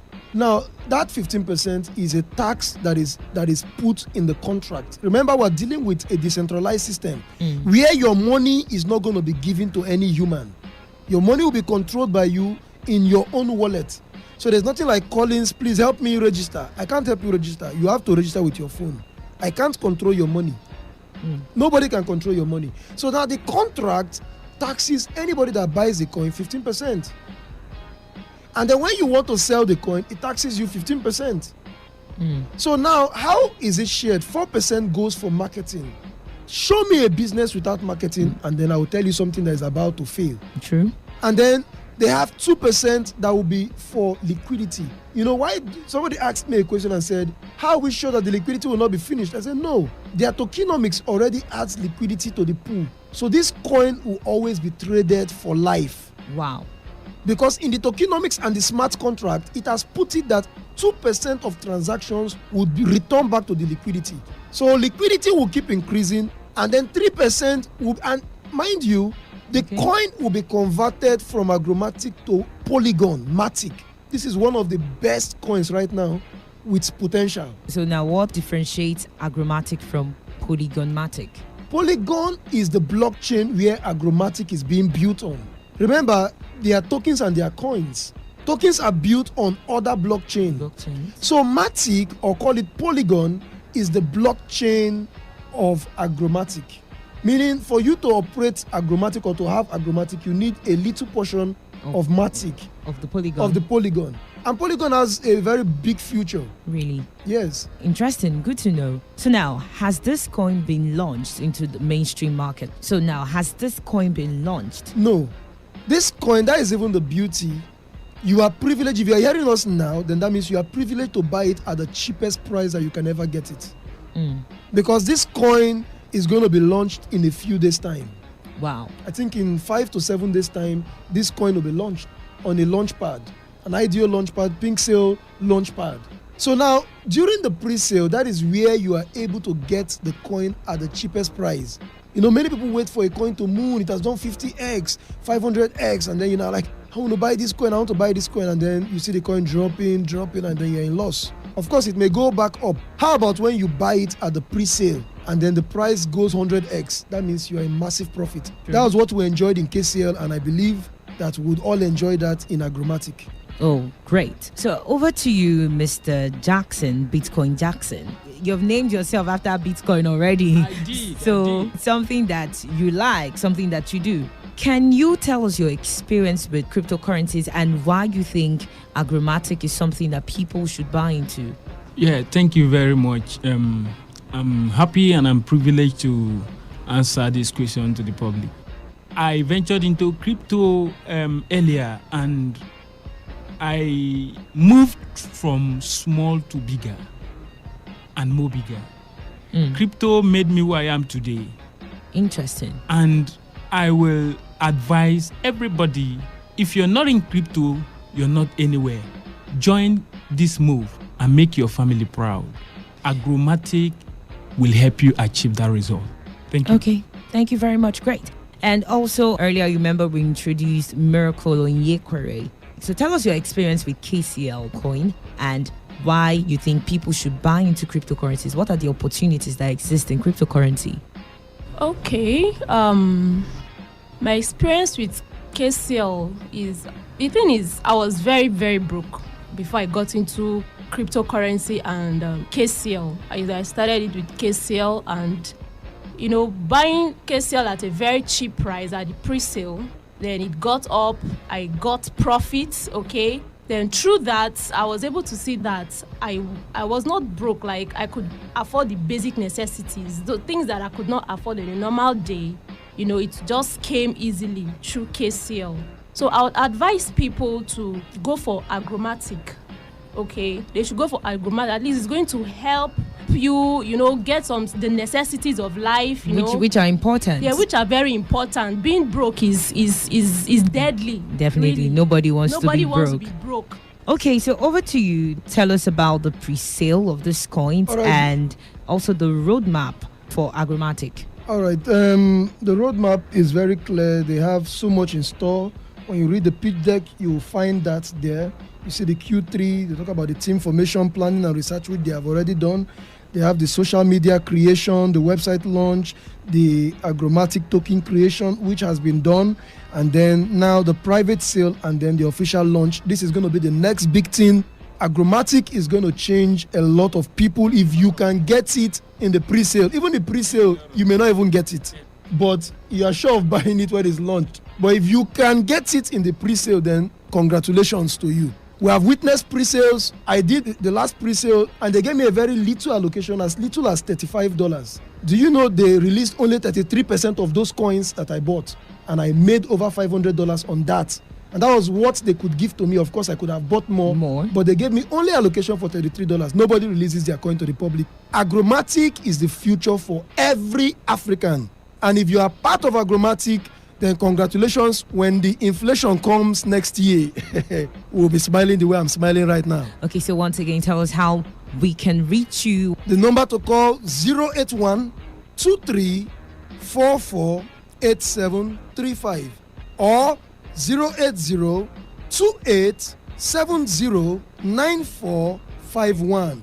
081-2344-8735 or 080-2870-9451. You can also reach us at our office, number 21 Airport Road, number 15 Debak Plaza, opposite Jonathan Oil by Adros Gas, Rumodumaya, Port Harcourt. Call us and we'll direct you to the place. Okay, thank you so much for coming. It has been a pleasure having this conversation with you. Thank you. Thank you. Thank you.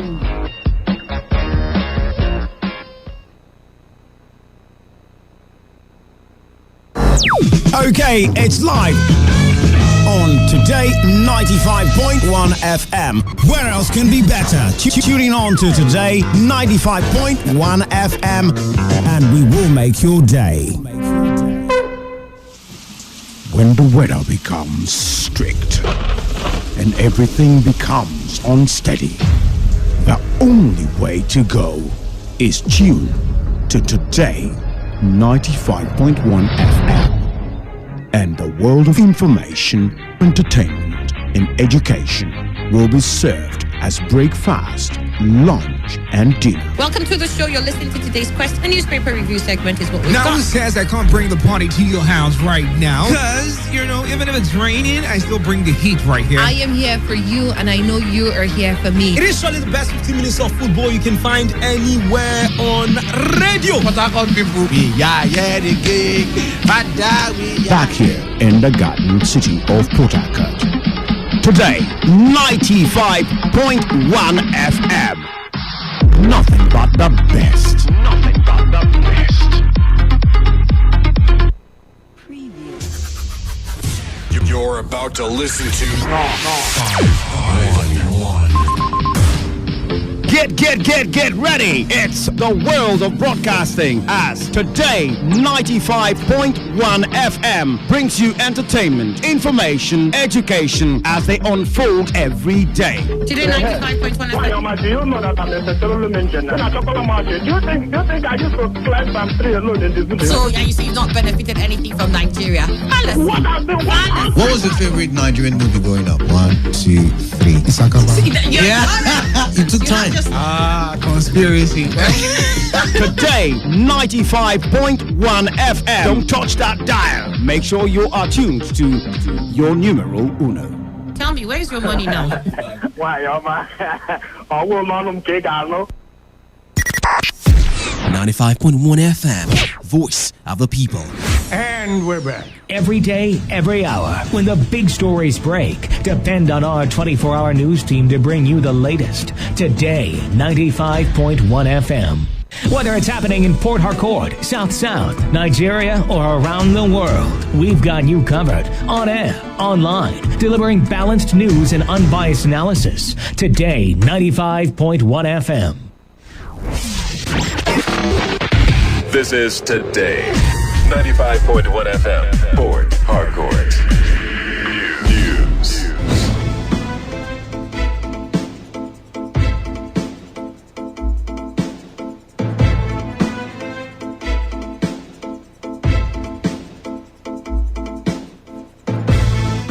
Hello and good afternoon. Here is the world news on your premium talk radio Today 95.1 FM, Port Harcourt. I am Dave Robert.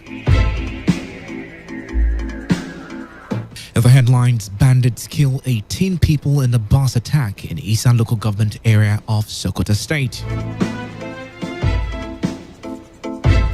Reuters report estimates that about 1 million COVID-19 vaccines expired in Nigeria last month. Ijo Youth Council holds candlelight procession in honor of late Sylvester Oromoni, calls for proper investigation into his death. And on the foreign scene, a helicopter carrying India's defense chief crashes, killing at least 4 people. Now the details. We'll begin the news this afternoon by bringing you the reports that bandits have attacked a vehicle conveying passengers from Sabon-Berni local government to Isa local government area in the Eastern Senatorial District of Sokoto State, killing at least 18 persons. Police Public Relations Officer in the state, Sanusi Abubakar, who confirmed the incident to journalists on Tuesday, said the attack occurred on December 5th. Although the police spokesman did not specify the casualty figures, he said that the attack vehicle was conveying 24 passengers before the assailants set it ablaze. The victims were said to be local migrants, traders heading to the Kaduna village market in Gadan Gaya.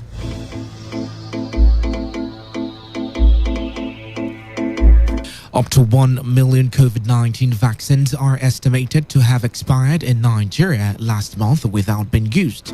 In a report by Reuters, it was one of the biggest single losses of doses that shows the difficulty of African nations in getting shots. The expired doses, which were made by AstraZeneca and delivered from Europe, were supplied via COVAX. Another report, however, said some of the doses arrived within 4 to 6 weeks of expiry and could not be used in time despite efforts by the Ministry of Health. A spokesman for the National Primary Healthcare Development Agency said the number of vaccines received and used is still being tallied and it will share its findings in the coming days.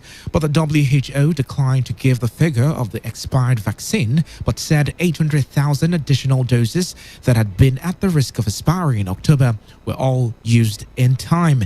In Nigeria, less than 4% of adults have been fully vaccinated, according to the World Health Organization. Lagos State Governor Babajide Sanwo-Olu has warned that foreigners coming into the country through Lagos State must adhere to the COVID-19 travel protocols of face possible deportation. The governor also reiterated that all inbound passengers for international flights must perform a 2-day test within 48 hours of arrival into the country, as well as an additional day 7 PCR test for all partially or unvaccinated inbound passengers. Sanwo-Olu, in a statement giving updates about the coronavirus pandemic, said the state will begin prosecuting those who refuse to submit themselves for mandatory tests by blacklisting their passports for 1 year. He said the tests are mandatory to assist the state monitor the inflow of positive passengers, which have been identified as the veritable source of the current waves and community spread.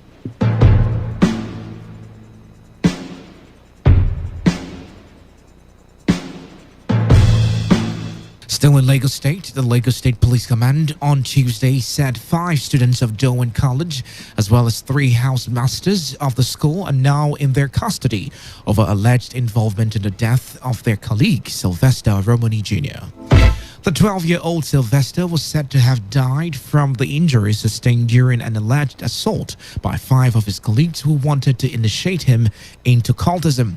Addressing journalists on Tuesday, the Commissioner of Police in the state, Hakeem Odumosu, said the families of the accused children, the school authorities, the families of Sylvester and the government would witness the post-mortem that will be conducted on the body of Sylvester in order to achieve an objective result. Meanwhile, members of Ijaw Youth Council have joined in calling for proper investigation into the death of a student, Sylvester Romani Jr., who died after his fellow students allegedly tried to initiate him into cultism. The national president of IYC, Peter Timothy Ibifa, who spoke during a candlelight procession in honor of the late Romani Jr. in Port Harcourt, said the council will set up a monitoring team to ensure that the police do not sweep the investigation under the carpet.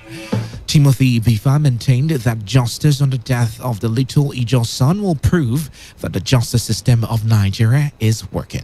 To call on the management of Dowen College to immediately open up their cooperation with the police and every other investigating authority to see that this is not swept under the carpet. The world is watching, and council will not hesitate to set up a team that will monitor till we see justice. It is very disheartening that as president of council and as a father, that I put myself in the place of the father of Sylvester Oromini Jr. and sent my child to school only to be called to witness his death. On their part, some of the participants of the procession, including school children and the Deputy Speaker of the Parliament of IYC, Irene Kaladapa-Jumbo, expressed concern over the untimely death of Sylvester Romani Jr. and stressed the need for justice. A single mother with an only child, and I feel so much pain. Since we heard of this loss, we have not been feeling too well. I, in person, have been in fasting for 2 days. This is the 3rd day, just to pray about this boy and many other children in school. Like we all say, we want our children to get good education. Now, sending them for a good education does not mean that we should lose their life. Like this candle now is a light, like the boy is a light to his family. Now, when you off this candle, that means the light had gone off. As a student, as a daughter, I feel the pain. Being bullied is a terrible thing. I've seen students bullied and it hurts to see it. I feel bad that we have lost an innocent soul due to bullying, and I pray that this innocent soul gets justice for what has happened to him. I would like to say that it's not good for the world to be so cruel and unfair. It's better that we live in peace and harmony, so this kind of accidents will not occur inside the society. Today, FM's Uchendu Ejowo reports that the participants wore black attires to process within Port Harcourt. Meanwhile, families and government at all levels have been blamed for the increasing rate of bullying in schools in the country. A lecturer from the University of Port Harcourt, Dr. Ima Wona, in an interview with Today FM Sandra Kenneth, said the society has encouraged bullying by always compensating cultists with amnesty and other monetary values, adding that the children live with assumptions of being rewarded for being strong. He also blamed parents for contracting their children to boarding schools. Primarily, the essence was just to allow children have that kind of programmed life, condition their minds in terms of learning. Unfortunately, it has become a different thing altogether. It is what is happening in the wider society that is being carried into the boarding school. And I think that the school authorities should have also put an eye on what is happening in the hostel. The home should have the first blame because it is the value system that these children get at home. The entire system also has a blame because look at what is happening in society. Insecurity everywhere. And it appears might is right. Where people, when they carry guns, government tend to listen to them, grant them amnesty. Children are living on that kind of assumption. Meanwhile, some students who were bullied shared their experiences and the effect of bullying that has had on their life. They also spoke about the challenges they faced in their attempts to get the attention of their teachers and their school authorities. Although I can assure you that I learned a whole lot from the boarding school, just that some bad elements then actually made the school uncomfortable for me and most of the students then. You know, with the way they bully most of us, I myself, I made a report several times and nothing was done because there was this special treat that the teachers give to these bullies, these students, because most of their parents were top government officials. So when you report them to the teachers, nothing will be done. That really affected me so much. You know, my experiences there, I remember my first night in boarding school. It was horrible. To boarding school, I saw hell. It was a night called red night. I don't want to talk about the parents. Or you're not good look, or if you're not from a good home, like a rich home, you will constantly be on. Myself, I had to be the strong one. I would call myself a bit of a bully, but it was a limit.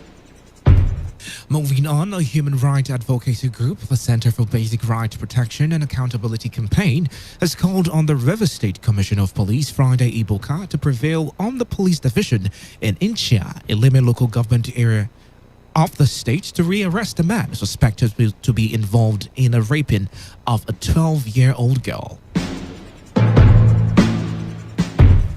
The group, in a petition to the Commission of Police, claimed that the suspect, simply identified as Azuna, was arrested in August 2021 for allegedly defiling a 12-year-old girl and was released without proper investigation. The national coordinator of the group, Prince Wiro, who spoke to his newsmen in Port Harcourt, expressed displeasure over the release of the suspect despite the gravity of the offense. Wiro also urged CP Ebuka to transfer the case to an advanced unit like the State Criminal Investigation and Intelligence Department or Human Rights Desk at the police headquarters for proper investigation. We use this medium to call on the River State Police Commissioner, CP Friday Ebuka, to prevail on the Divisional Police Headquarters at Ncha Eleme to immediately rearrest one Mr. Azonna, a suspect of over 40 years, who was arrested in August by the station for allegedly defiling a 12-year-old girl and released under unclear circumstances. We are worried that 4 to 5 months after the incident, the suspect is walking freely at the streets of Eleme without justice being served in the matter. We call on the CP to direct that the matter be transferred to the State Criminal Investigation Department or to the Human Rights Desk at Police Headquarters for a thorough investigation with a view to serving justice in the matter. In the meantime, the family of the 12-year-old girl, through their lawyer, E.B. Igwe, has petitioned the Commission of Police to use his office to ensure justice for the victim. Residents of Farm Road, Rumusi, in Obiakpon local government area of River State are calling on the state government to come to their aid following the flood that has sacked so many people from their homes. Today, FM's Ifunaya Obeme Ndukwe, who visited the area, reports that some streets have been overtaken by flood, causing residents to relocate from the area. Some residents who spoke to Today FM said the drainages on the Farm Road, also called Amechi School Road, are all connected to the drainage in Eme Amadi Street within which is in itself not connected to any canal. And the water is just coming down. At a point, she had to come and start parking her car in my compound because there was no way until they made this footbridge that they use now. I parked miles away and I had to back my children one after the other to the car every morning just to take them to school. And when I returned, the same thing. Before we did this using Monkey Bridge or whatever. As you can see, my compound is flooded. I'm even lucky that inside my house is not flooded because some of our neighbors, they had to relocate. So we've been suffering it. We don't know what the community is doing about it. We don't know what the state government is doing about it. It's affecting like 8 communities around here. The only drain that was done for this road is channeled to this my street, and the water is going nowhere. All the water coming through this whole estate to this farm road is coming towards this street. We use rain boots. As I'm talking to you now, I put a chicken, about 350 pieces of chicken. I've already finished selling the other one before the water now came in. Everywhere my poultry is flooded with water. Another resident of the area blamed the Niger Delta Development Commission for what he described as a poorly executed project which led to the constant flooding. This flooding, ever since I came on board 2017, has been an issue. Our effort to reach out to various governments to find solution to this has not been yielding the desired fruits. And that is what we're appealing to the governor, precisely the NDDC too. We are all suffering from one pneumonia-related diseases also. If the water that came to this place was discharged to a canal, then that would have made sense. But there is no discharging point. The contractor doing the work here should have feared this place before designing drainage plan or before the drainage design, because this flow comes virtually every 3 years. The fact that NDDC started this project because somehow, somewhere, it is the work that they did is also what has accumulated into this. So they want to find solution to that. The state government should not allow or leave it to NDDC alone. They can partner. You are listening to the World News on Today 95.1 FM, Voice of the People. After the break, more news, foreign and sports stories. Stay tuned. Every day, every hour, when the big stories break, depend on our 24-hour news team to bring you the latest. Today, 95.1 FM.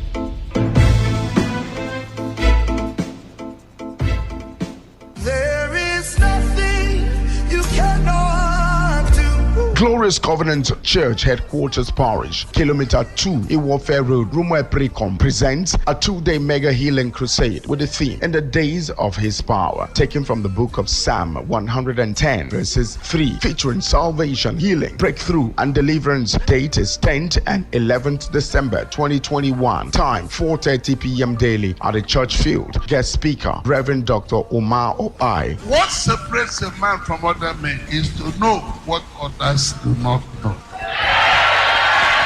Also ministering, Pastor S.O. Akinola, General Superintendent, Pastor D.S. Kukigam, District 1 Superintendent, Pastor Ezenekwe Arlen, Parish Pastor, Host, ministering in songs, Joy Okana, Pastor Wisdom K. Luba Kumbe, Monday, Idol. Free bus services available. Come and experience God's power. Jesus is Lord forever.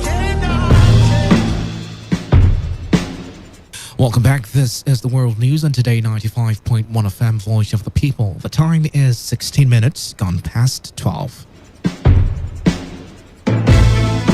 Moving on, the Rivers State House of Assembly has committed the 2022 budget proposal of over 483 billion naira to the Appropriation Committee of the House.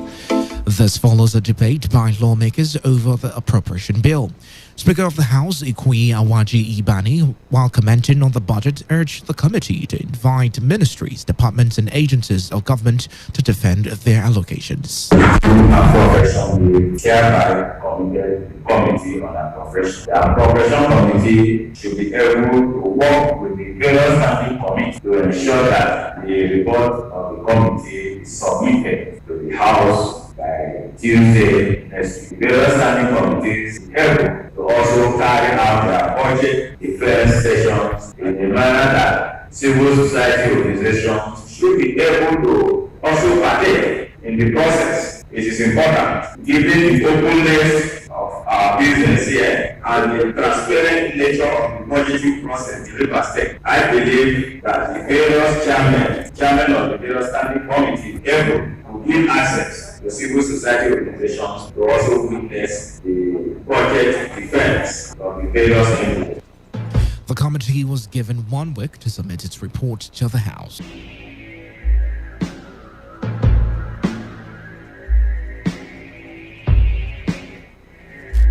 The House of Representatives Committee on Petroleum Resources Downstream on Tuesday tasked all stakeholders of the Port Harcourt refinery to ensure it works optimally within 24 months time frame of its rehabilitation. Chairman House Committee on Petroleum Resources Downstream Abdullahi Mahmood Gaya, who made the call during the visit of the Committee on Petroleum Downstream to Port Harcourt, expressed optimism that the time frame for the rehabilitation will be met. He said the committee will return within the 3 months to see the level of progress achieved. We are here to see with other members. We have gone around. We have seen what they have done so far. Even though they said within 24 months they will be able to complete, we hope within that period they will be able to finish. But we promise ourselves that in the next maybe 3-4 months, we'll come back and see the progress of that. When we came, there was nothing. And we promised that by the grace of God, we are going to do something. And we have done it. And we are here to see how far they have gone. And if the stakeholders still have complaints with respect of the job so far done, they should tell us. We have discussed, and so far so good. So we pray in the next 3 months when we come, we'll see additional progress. Recall that the federal government in April this year awarded the contract for the rehabilitation of the Port Harcourt refinery to the tune of over $1.5 billion with a completion date of April 2022. The Uche Secondos-led National Working Committee of the People's Democratic Party will today hold a valedictory session to mark the end of its 4-year tenure, which officially comes to a close on Thursday. The session will be the last official meeting of members of the 21 committee body who are due to hand over the party affairs to the incoming Professor Iyorchia Ayu-led NWC. Outgoing National Publicity Secretary of the party, Kola Olubandia, confirmed the development in a telephone interview with journalists in Abuja on Tuesday. The handover ceremony is scheduled to take place in Abuja on Friday. The outgoing national chairman of the party, Uche Secondos, is not expected to attend the session because of a sub-sitting court order barring him for parading himself as a national chairman. And on the foreign scene, an helicopter carrying India's Defense Chief General Bipin Rawat has crashed in the southern state of Tamil Nadu, killing at least 4 people. The Indian Air Force said on Twitter on Wednesday that the General Bipin Rawat was on board the aircraft when the accident occurred. Defense Minister Janath Singh was expected to make a statement on the incident in Parliament later on Wednesday. The Indian Air Force said an inquiry was underway onto the incident.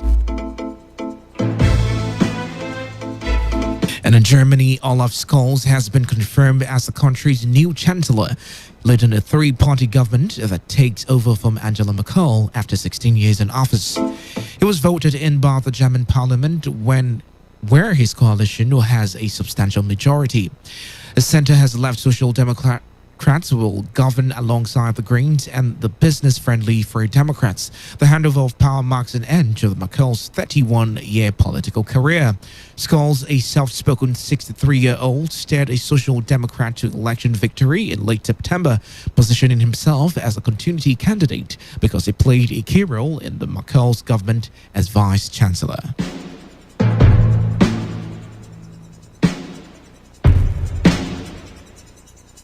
And now to end the news, here's a summary of the major stories.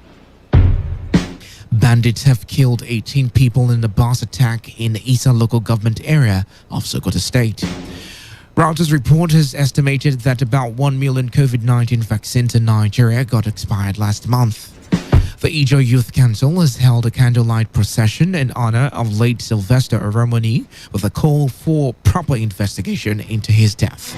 And on the foreign scene, an helicopter carrying India's defense chief has crashed, killing at least 4 people. And that was the news as edited by Oyekachi Wosu. For comments and inquiries, please call 0818-389-2850 or send your emails to news@todayfmlive.com. You can also read our stories on www.todayfmlive.com. Do not forget, take responsibility. Wash your hands frequently with soap on the running water. Avoid touching your face and high contact surfaces to prevent coronavirus. I am Dave Robert. Good afternoon. Today's news, today's entertainment, today's sports, today's issues. Today on Today 95.1 FM, Port Harcourt. Otimbi na Timbelio. Go on a vacation this December in grand style with your Fit Fly as we are going to Kigali and DR Congo. 2 countries, 3 seaters from December 14th to December 21st. The package includes and not limited to return flight to 2 countries, 2 visas, 3 nights in Kigali and Goma, ship cruise, a night on the sea, tour of 3 cities, hiking on Mount Kigali, a visit to